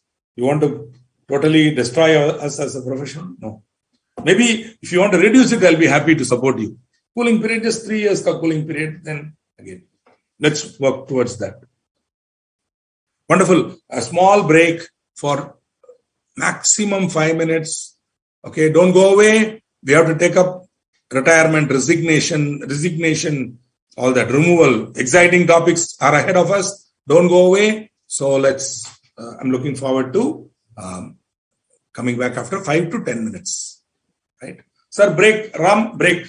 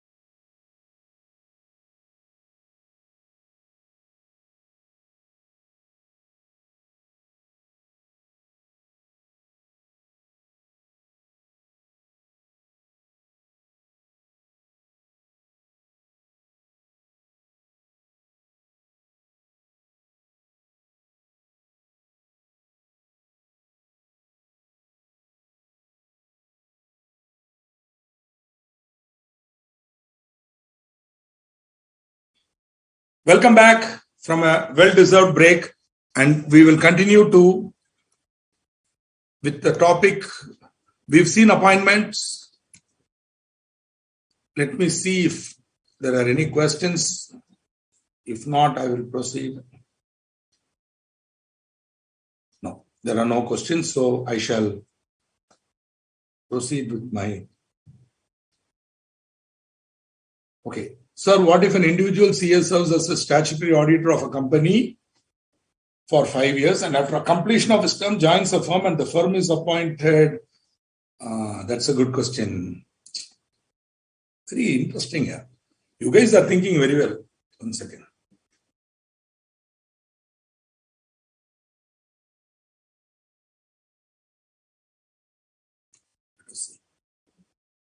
If a partner who is in charge of an audit firm, such other firm shall also be inavailable.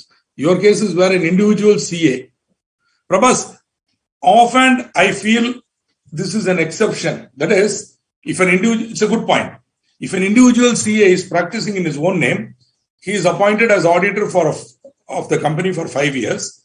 On the expiry of 5 years or before that, he joins the firm. Individual. Sole proprietary, he joins the firm, he destroys his sole property, joins the firm. Then the firm can be appointed for another 5 plus 5, 10 years. I think good. It's a good question.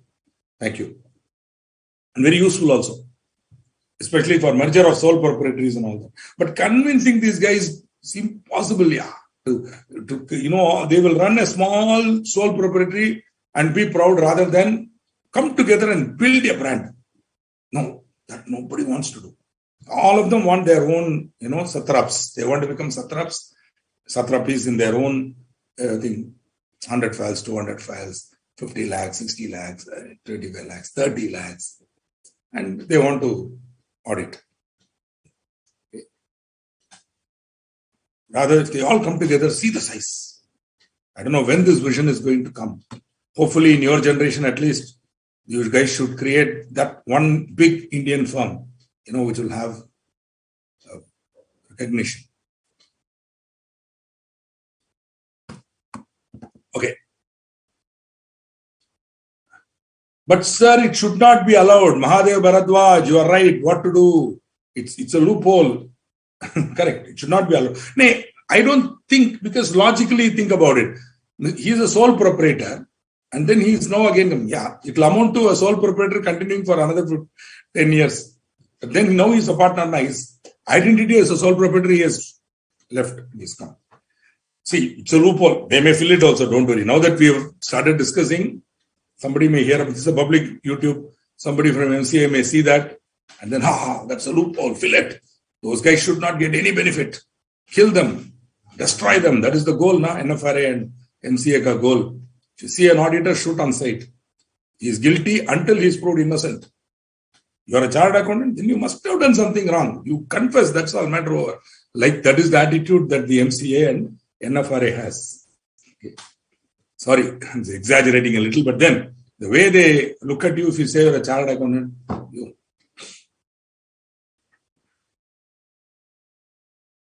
So, it should not be allowed. Should not and actual are something totally different. Okay, now we move on to officer retiring or losing his office or whatever. There are many topics. The first topic is simple, casual vacancy.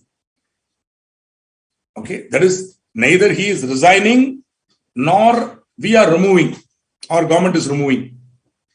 Those two categories will be dealt with separately. Resignation, removal. Removal by members, removal by board before the expiry of term of office, removal, non-reappointment by removal by members. That is not reappointing him at the AGM when his office is coming to an end. Removing before the expiry of his term of office, different provisions are there. Okay, removal for fraud, all that. Now, resignation, of course.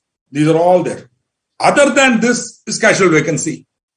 For example, death.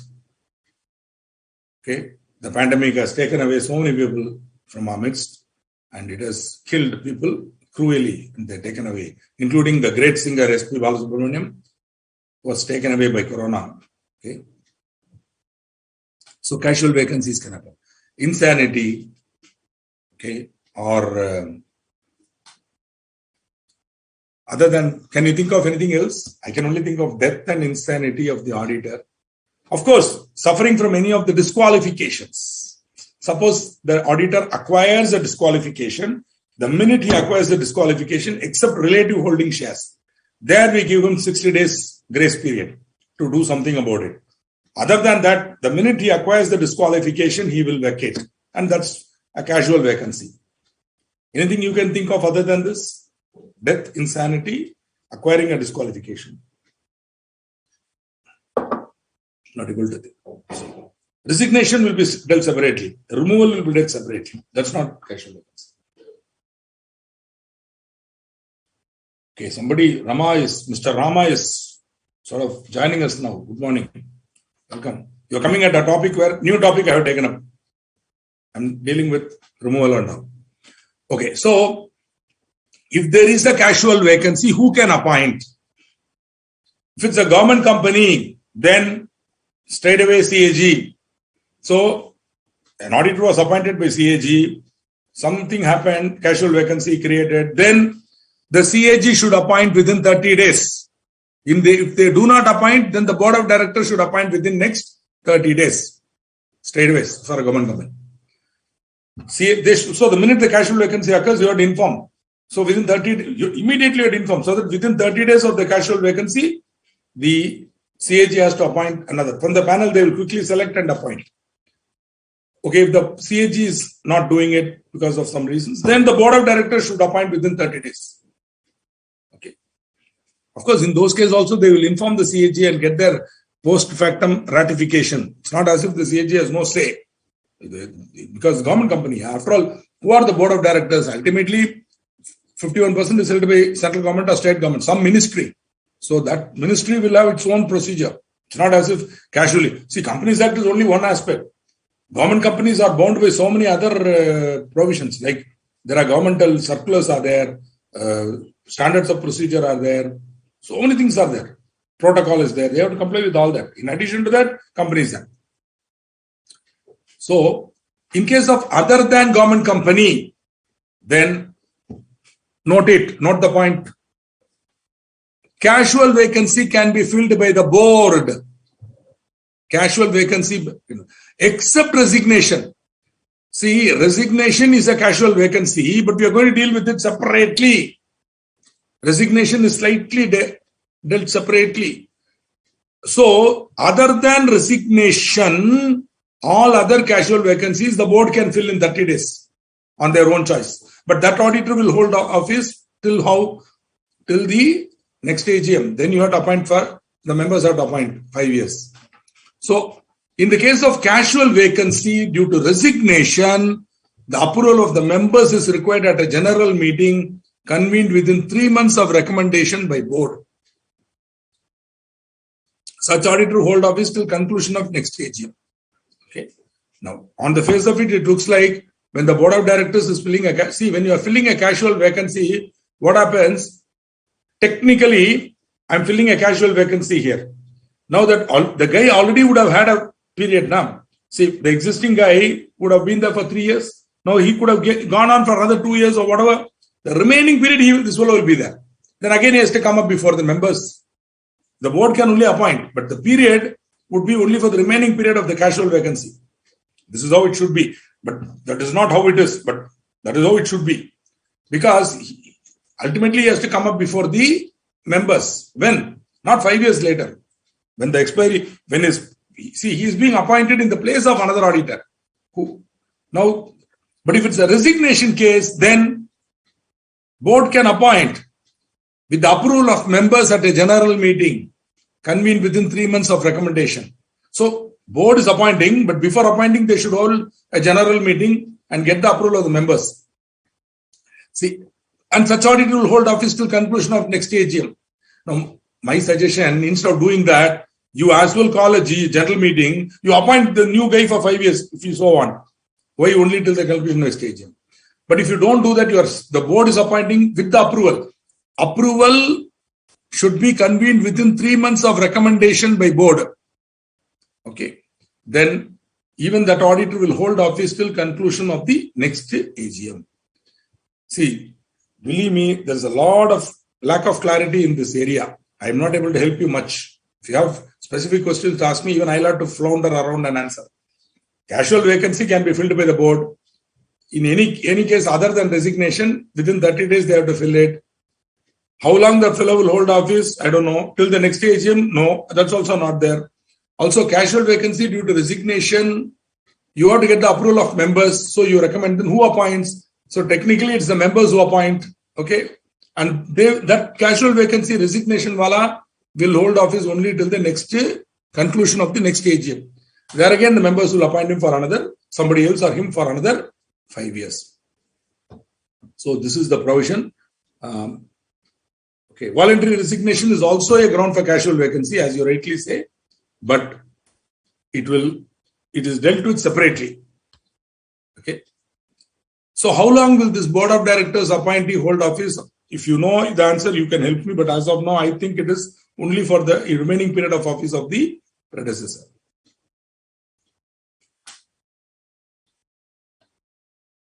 Reappointment of retiring auditor. So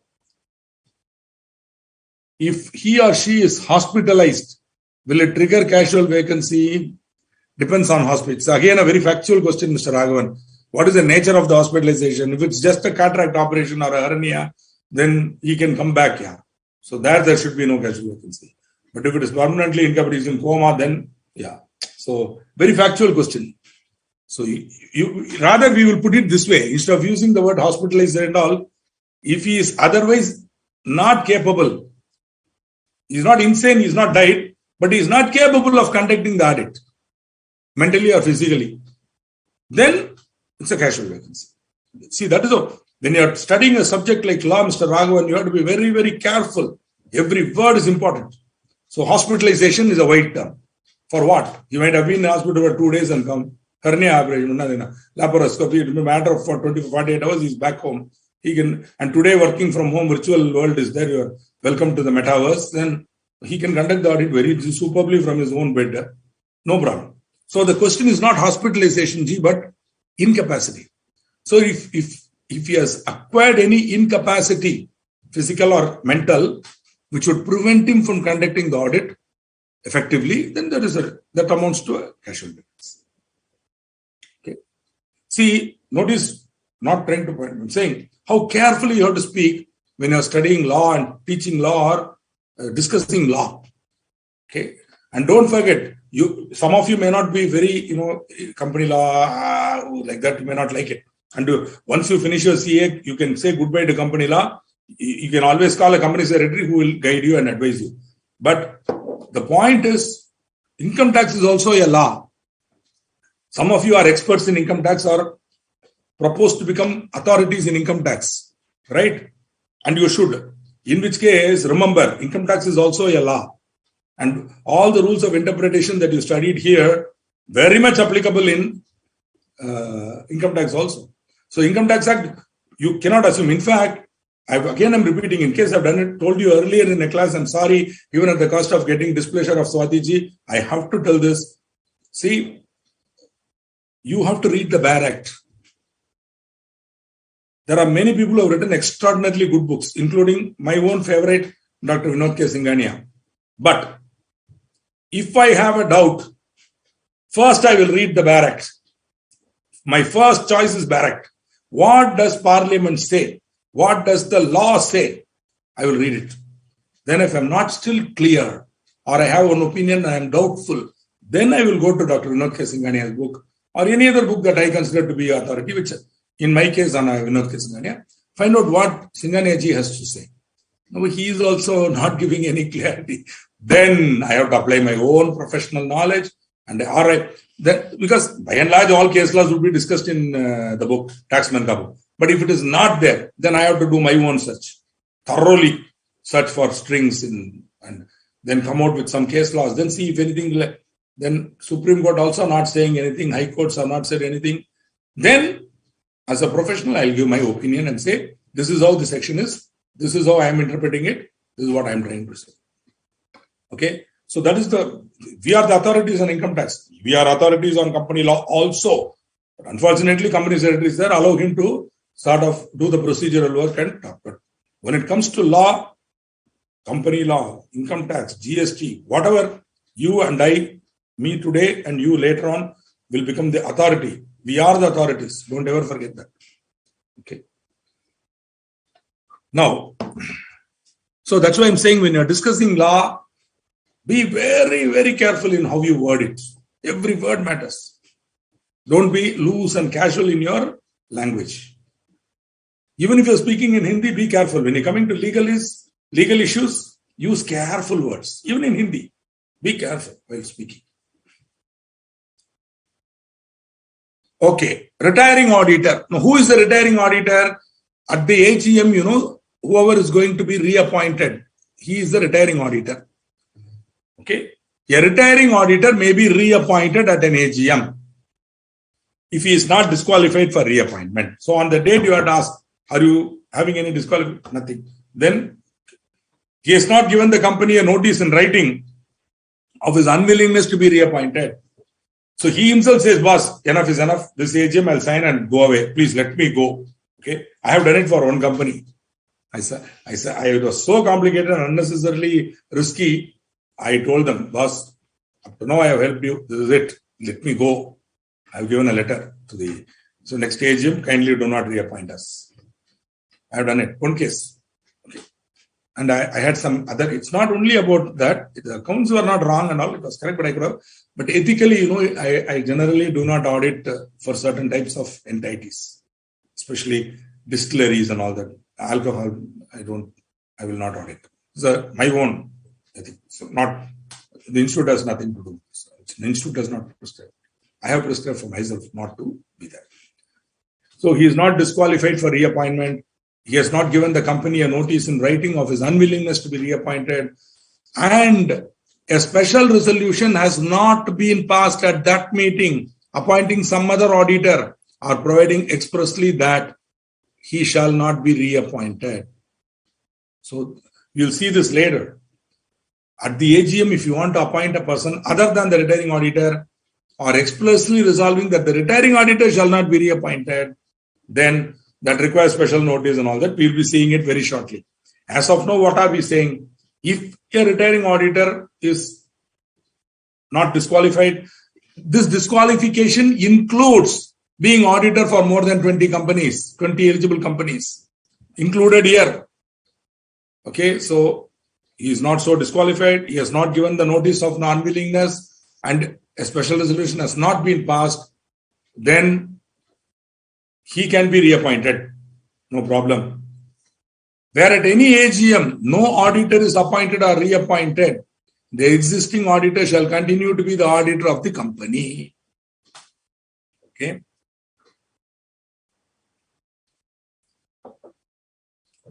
Of course, if he is holding more than 20, see, you can ask me a question.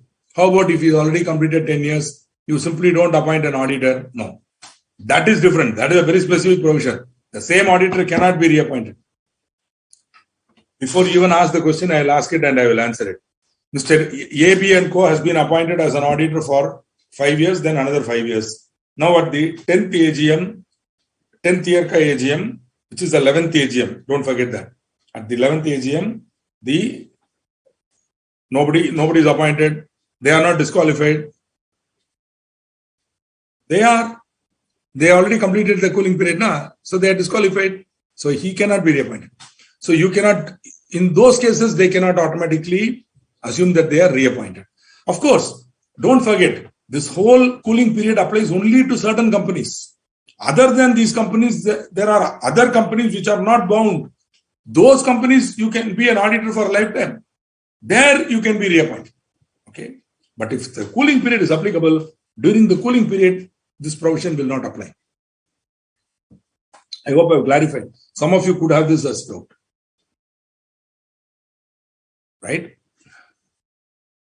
An auditor may be retired due to his loss in professional competency. Yeah, may not. How do you say? That is, you have to be, again, factual.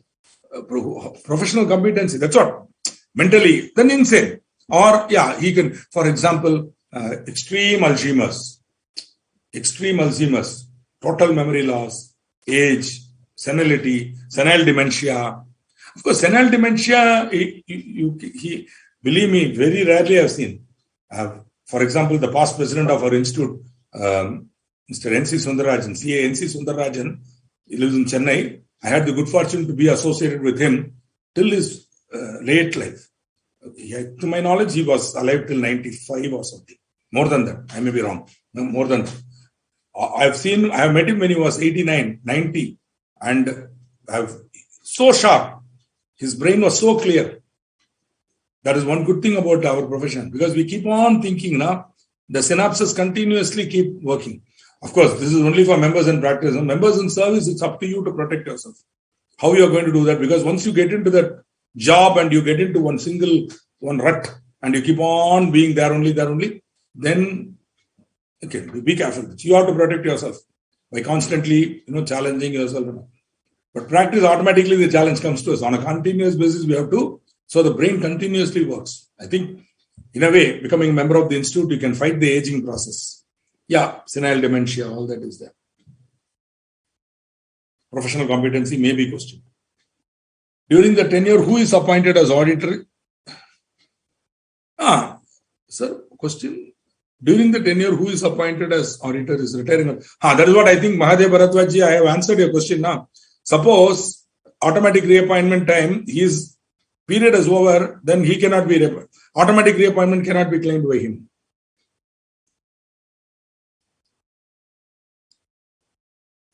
Sir, Ayush Agarwal, first to remove your confusion, let us understand clearly 3 types of auditors. 1, not covered by cooling period provision. Auditor of a company not covered by cooling period. Cooling period does not apply to all companies. You got it? So, first let's take auditor of a company not covered by cooling period. In those cases, no problem. So long as he is not otherwise disqualified, he can be appointed. If nobody is appointed, he will continue. Auditor of a company to which cooling period applies. Auditor of a company to which cooling period applies. Individual, firm. Individual, 5 years later, he cannot be appointed, cooling period will start. Firm, another 5 years, 5 plus 5. At the end of the 10th year, 11th year AGM or whatever. At the end of the 10th year, the AGM for that will be, you have to compulsorily, there will be a cooling period. Now, in the case cooling period applicable, then 5 years later, individual cannot be claiming reappointment. Merely by not appointing, you cannot give him life. Similarly, firm after 10 years, automatic cooling period. Because cooling period provision will override this provision. The provision relating to cooling period is a specific provision. It will override this. Even if there is, so if you think there is a anomaly or a conflict between these 2 sections, my humble view is that cooling period will apply for it. Okay. Also, you cannot reappoint a person who automatic reappointment can be claimed only if he is not disqualified. Okay. Otherwise, it cannot be. And if he is completed 5 or 10 years, he is disqualified.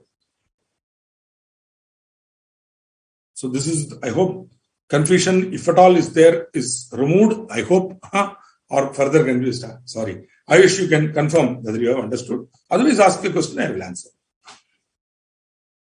Where a company is required to constitute an audit committee, all appointments, including the filling of a casual vacancy, shall be made after taking into account the recommendations of the committee.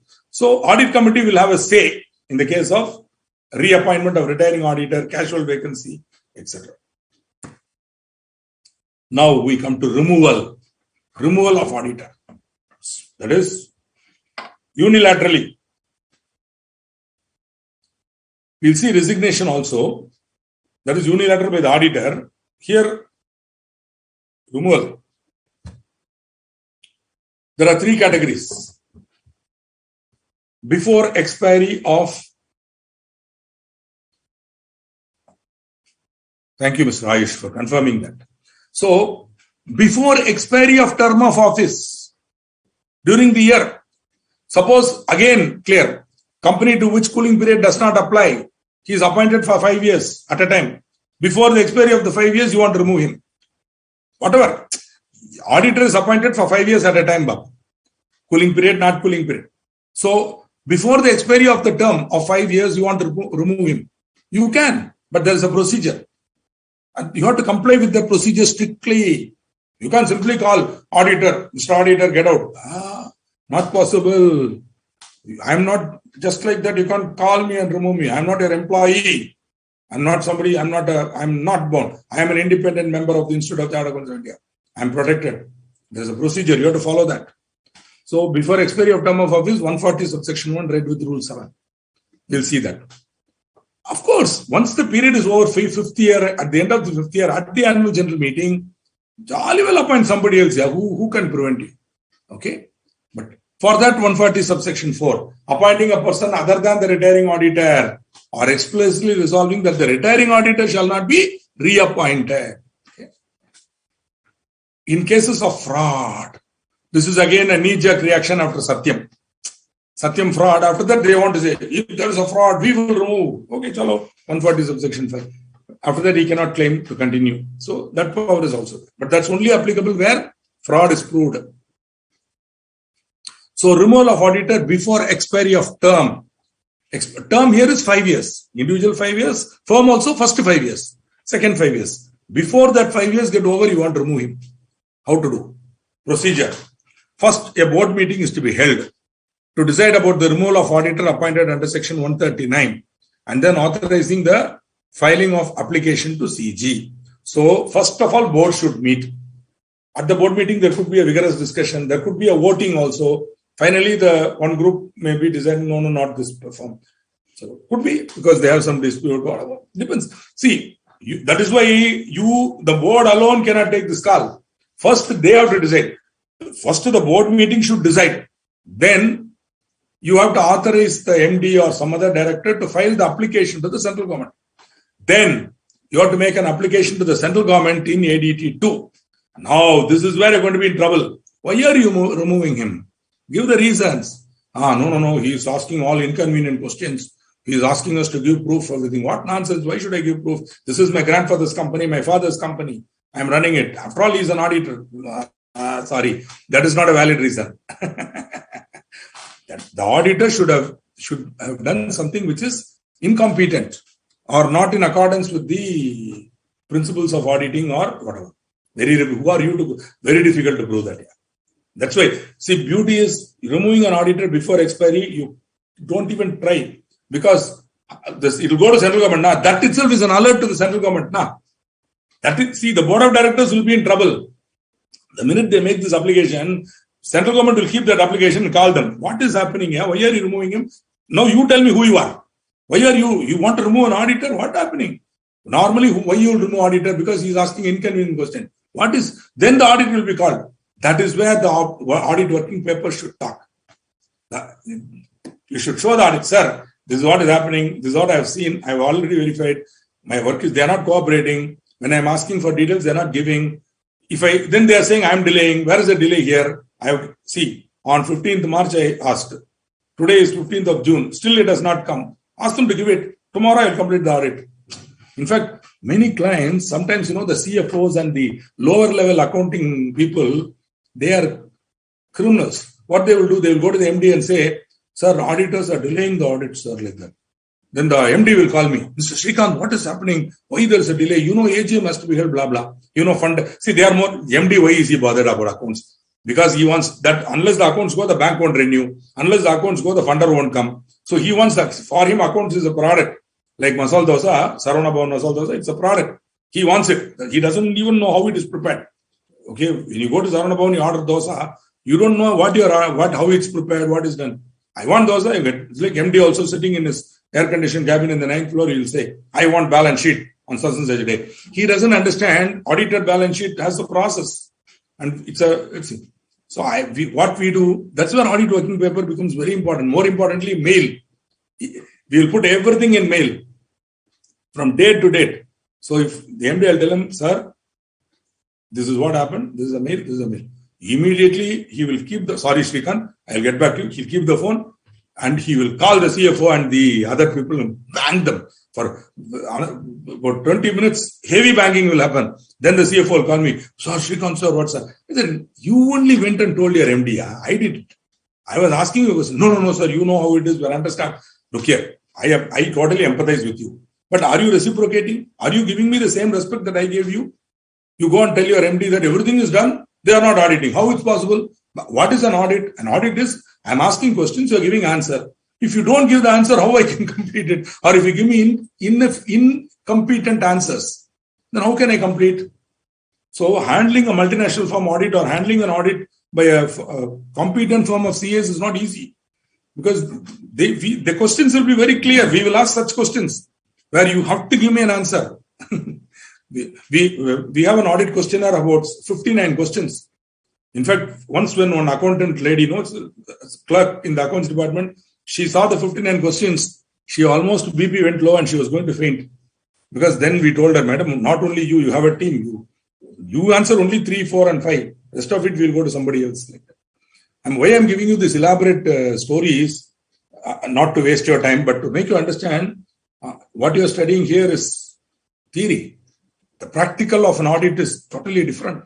I'm sure those of you who are doing your articleship or completed articleship will understand what I'm trying to say. So why I'm saying now, you remove and all so easily, unless that auditor is absolutely incompetent fellow. I mean, which I doubt any of my members of my profession will ever be so bad. Okay? Not so bad. They would have asked the question, that fellow is not giving answer, you can't remove. Because he is asking inconvenient question, I will remove him. Sorry, no. Okay, so CG will be very careful when scrutinizing this application, and then the application is to be made to the central government, and within 30 days you have to apply from the board resolution within 30 days. Then you have to get the approval of central government. This is our protection, sir. Here I am protected by the regional director. The central government is the regional director. Sir, I even though my opinion about the ministry and its ability to draft law and its ability to minister it is a little my own doubts. In this one case, I'm going to totally rely on them, sir. I trust my regional director. I honestly believe that this gentleman will protect me, provided I have the working papers. Okay, this is that. But if that central government is satisfied that the auditor has not performed competent job, see, which is why it is not enough if you do the audit for your conscience. You should also comply with the standards of audit. There are so many auditing standards, which is why you are studying all that in intermediate and then again in final. Be thorough in them. The auditing paper is possibly if you want to be a member in practice, then auditing paper is very important for you. You should be very strong in auditing. Okay. Then automatically you will be able to do your job well. Of course, if you want to be in service also, you should know a little bit because you may be on the other side facing the guy. In fact, many of my auditees, listed companies and large public companies, some of the people on the other side, chartered accountant employees, they will be thorough in the standards of auditing. They will start asking, "Sir, as per this standard, should you not see that later?" No. Baba, standard of auditing, I'll take care, don't worry, but you give me the detail. But then what they're saying will be, I can really appreciate the way they, especially younger members, they will ask me, because they also know I'm a teacher, so they will ask me very professionally, "Sir, what about this standard? What about that standard? How are you going through, Because somewhere in his heart, that lady or person wants to practice. So I also give them some information to encourage them in case they want to. So approval of central government is received. Then and only then, okay, unless you got the central government approval, brothers and sisters, members can do nothing. And after getting central government approval, you should give the auditor a reasonable opportunity of being heard. He should be allowed to give representations. Then, in the meeting, when you are going to remove him, who can remove him? Not board. Board cannot remove the auditor. They are only passing a resolution recommending his removal. This has to be further scrutinized by CG and approved. Then with the board resolution, CG approval, you give the auditor an opportunity to tell. Then he will give his representation. He will tell very clearly in writing. Whatever he told CG, again he will tell. Now the members have to decide. Please understand, mere CG approval is not enough. You have to pass a special resolution. Now, before them, when it goes to the members may say, "Sorry, we believe in this auditor, whatever central government might have done. So while the regional director will protect me, my real protector is the members. Okay. But if the members also feel, no, not this guy, then they will pass a special resolution. Then the auditor will be removed. This special resolution should be passed within 60 days of receipt of CG approval. See how time bound it is. You pass the board resolution within 30 days. You have to you have to make an application to CG. Then CG will take its sweet time. Then approval of CG to be received. Then auditor should be given a chance, a reasonable opportunity. Maybe 7 days time, he has to give his reply. Then everything should be in writing. Simply you can't phone up and tell him. You have to send a mail or a letter. He has to reply. Then with all this, you have to go to all the material facts to be given to the members. The board, recommendation of the board, the central government approval, this auditor's statement, whatever he wants to say, if any, everything should be given to the members along with the notice. Then after all that, if the members feel, yes, remove him, they should pass a special resolution. So, mere approval of CG is not enough. And you can't also simply pass a special resolution and skip CG. You cannot tell, why should I go to central government? My members have decided to remove. Sorry. Even if the members want to remove, first you have to get before you have to get central government approval. So this is the cycle for removal of an auditor. Right? Now,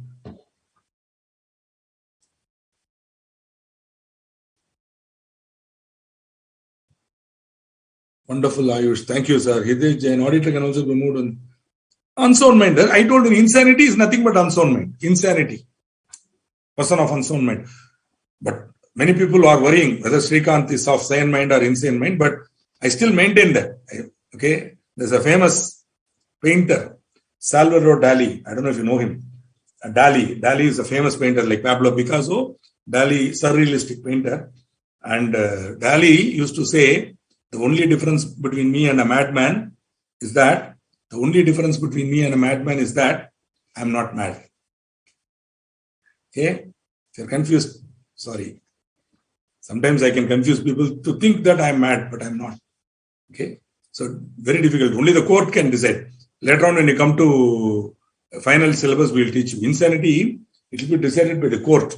There will be a court called insanity court. Not that the judge is insane. The question before the court is whether the person is of sane mind or not. Okay? That is, only that will be the final. Simply because he's behaving like, for example, my behavior, sometimes people think he's a crazy fellow. But unless the court says I'm not.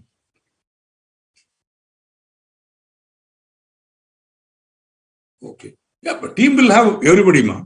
The team will consist of senior audit, then 2 support audit team. Then below them, there will be we have either trainees or interns. Both are there. I also take graduate interns, not articles, graduate interns. They for a 2-year term. So after 2 years, they can go for an employment with my experience certificate.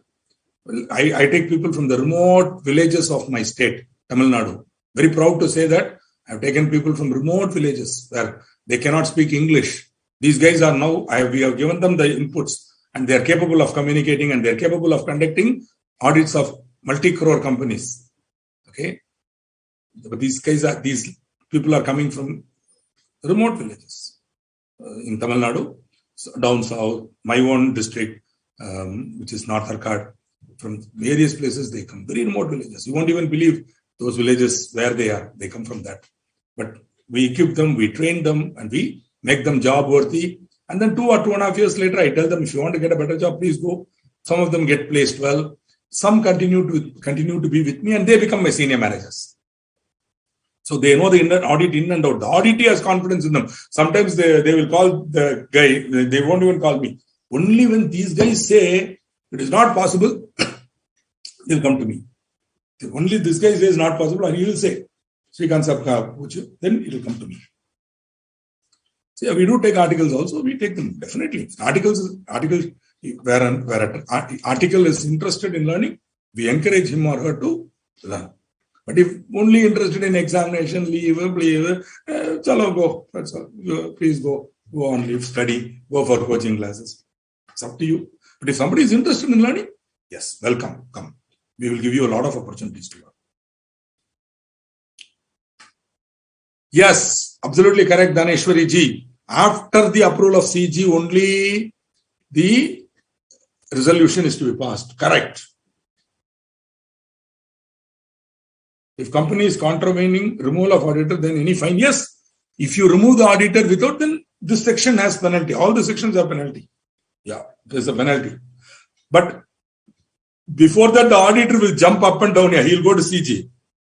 Without CG approval, if they're removing, the auditor will take it up to the central government himself, and CG will take penal action against the company.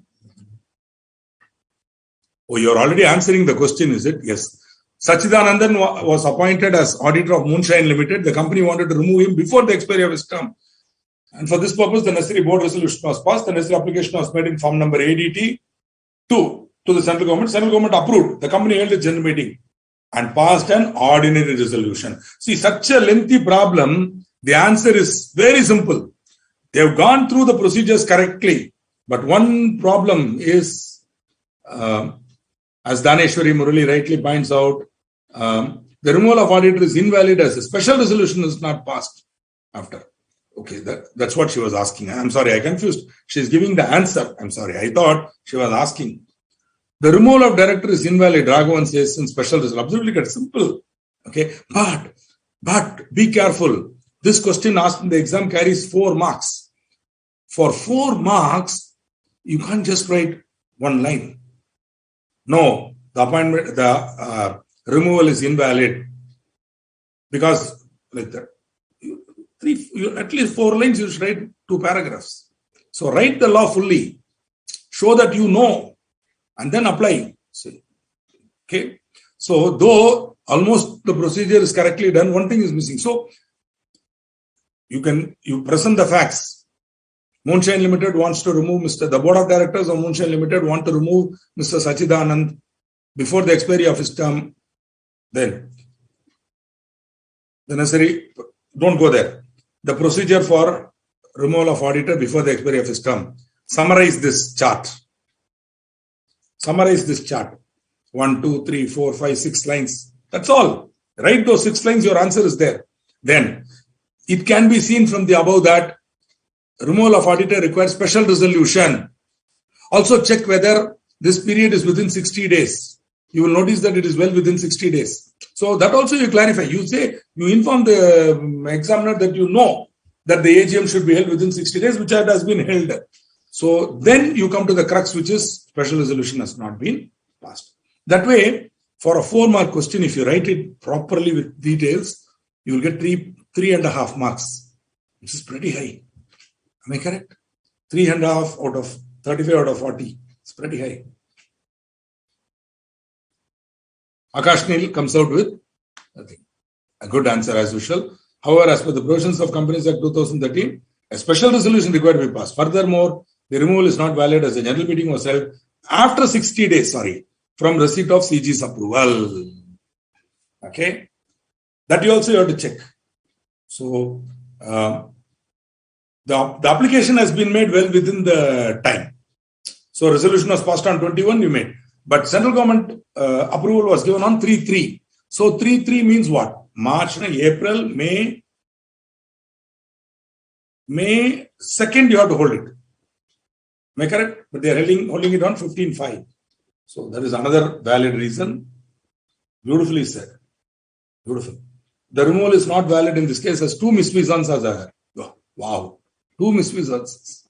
First AGM was held after 60 days. And second, the SR is not passed. Absolutely correct. This GM is an EGM, extraordinary general meeting only, obviously. Why should you wait till the annual general meeting?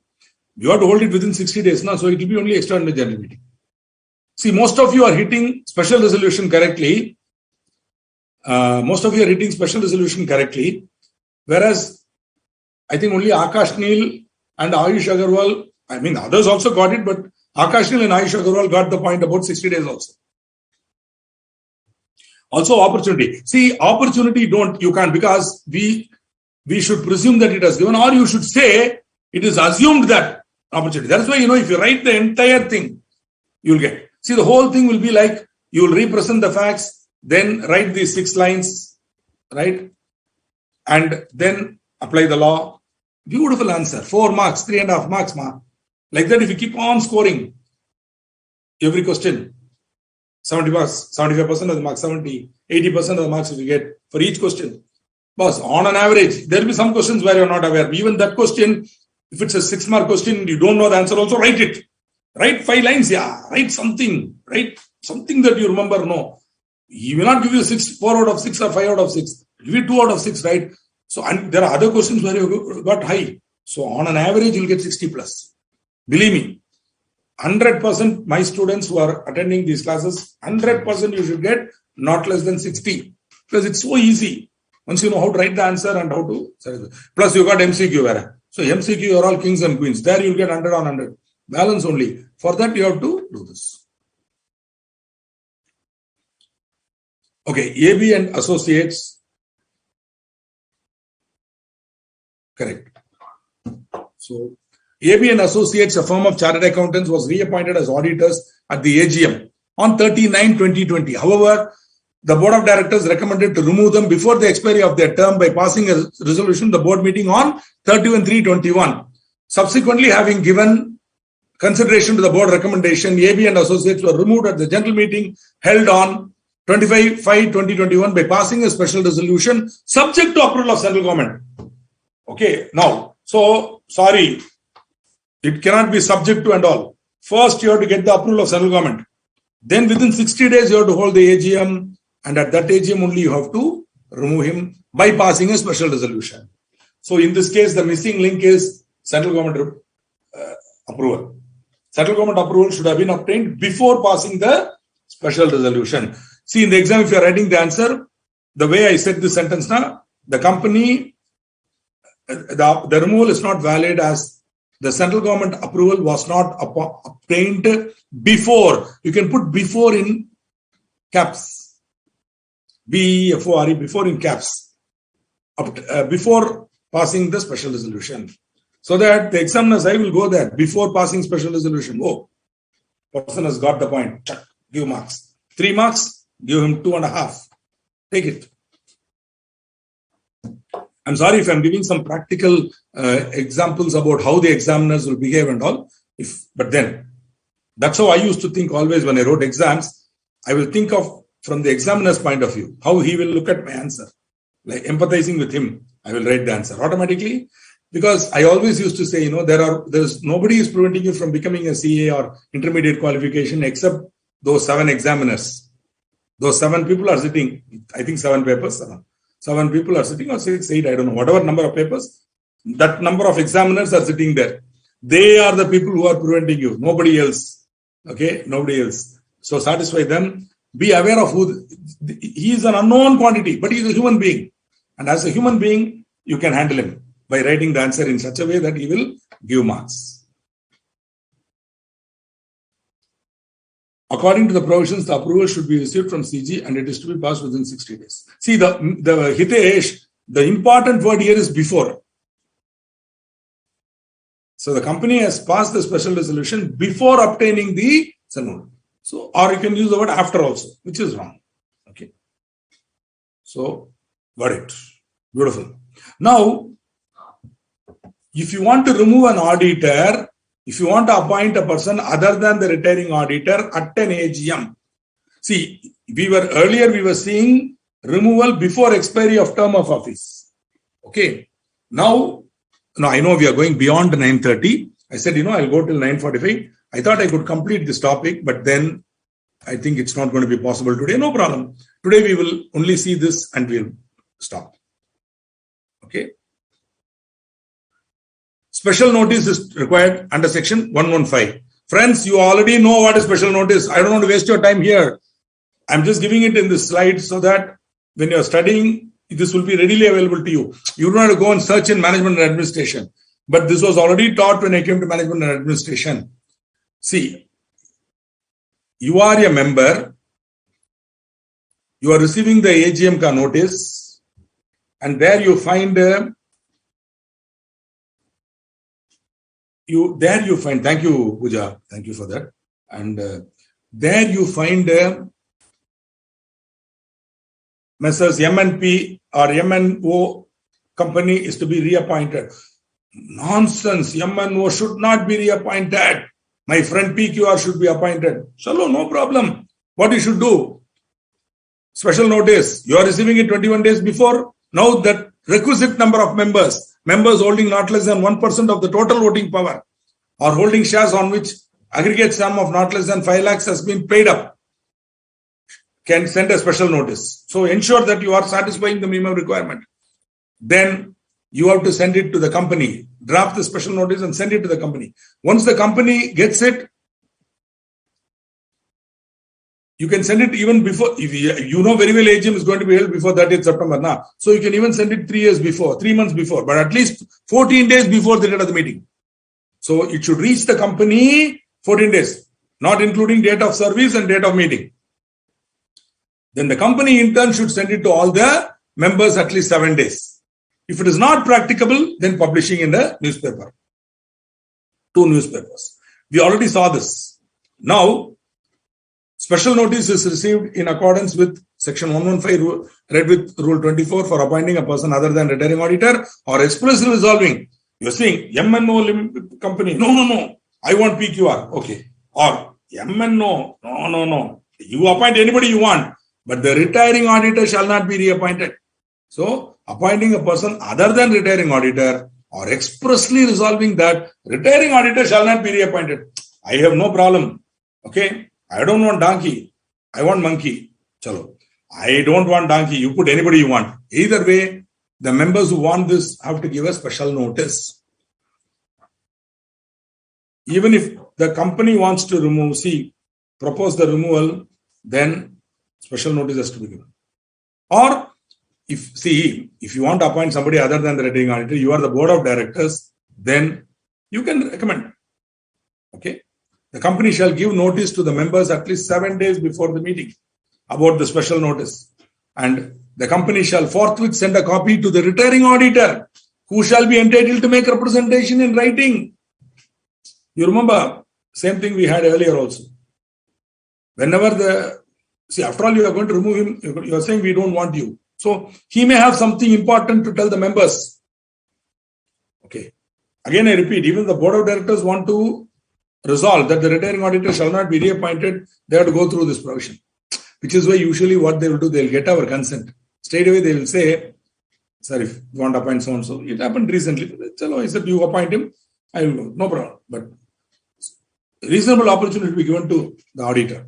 And it should be circulated to the members, if so required by the retiring auditor. Okay, unless the representation is received too late. And in case there is some representation which can be seen, you have to mention it. Auditor's representation was received late, but it is available. If you want to have a look, you can have a look at the copy of the resolution. Now, if it is not sent because it is received too late, because of the company's default, the auditor can require that the representation shall be read out at the meeting. In addition to that, without prejudice to his right to be heard orally, he can also talk. At the meeting, he can attend and talk. However, if a copy of the representation is not sent, a copy should be filed with the registrar. It becomes a public record. Now, the auditor may be giving a representation. He is entitled to tell things which are defamatory because this is a qualified privileged occasion. Because he is duty bound to inform the members who are duty bound to listen. Qualified privileged occasion where he can talk. But if the MD feels that, or the directors or somebody feels aggrieved, hey, the auditor is giving statements that are defamatory, but unnecessarily, he is securing needless publicity for a defamatory matter because the rights are being abused by him, then those people can go to the tribunal and the tribunal will pass an order that the representation need not be sent and heard at the meeting, read at the meeting. But still his right to come and attend and orally represent is there. Suppose orally he is abusing the MD in public and all, then the MD or the chairman of that meeting has the right to throw him out also with the bouncers. That is power available to the chairman. See, here there is a link between this topic and management and administration. Okay, now my dear friends, there's only one more topic there is resignation and removal. Then I thought I could come up to here, but I am able to come only here. Okay, it's okay. In the next class, we'll complete it. And next class, we'll complete the topic of auditors, right? No problem. Thank you. So the time now is almost, 9:49. So it's time I stop.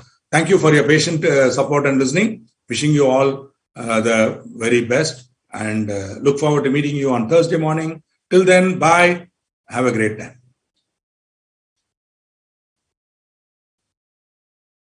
Sir, class over, sir.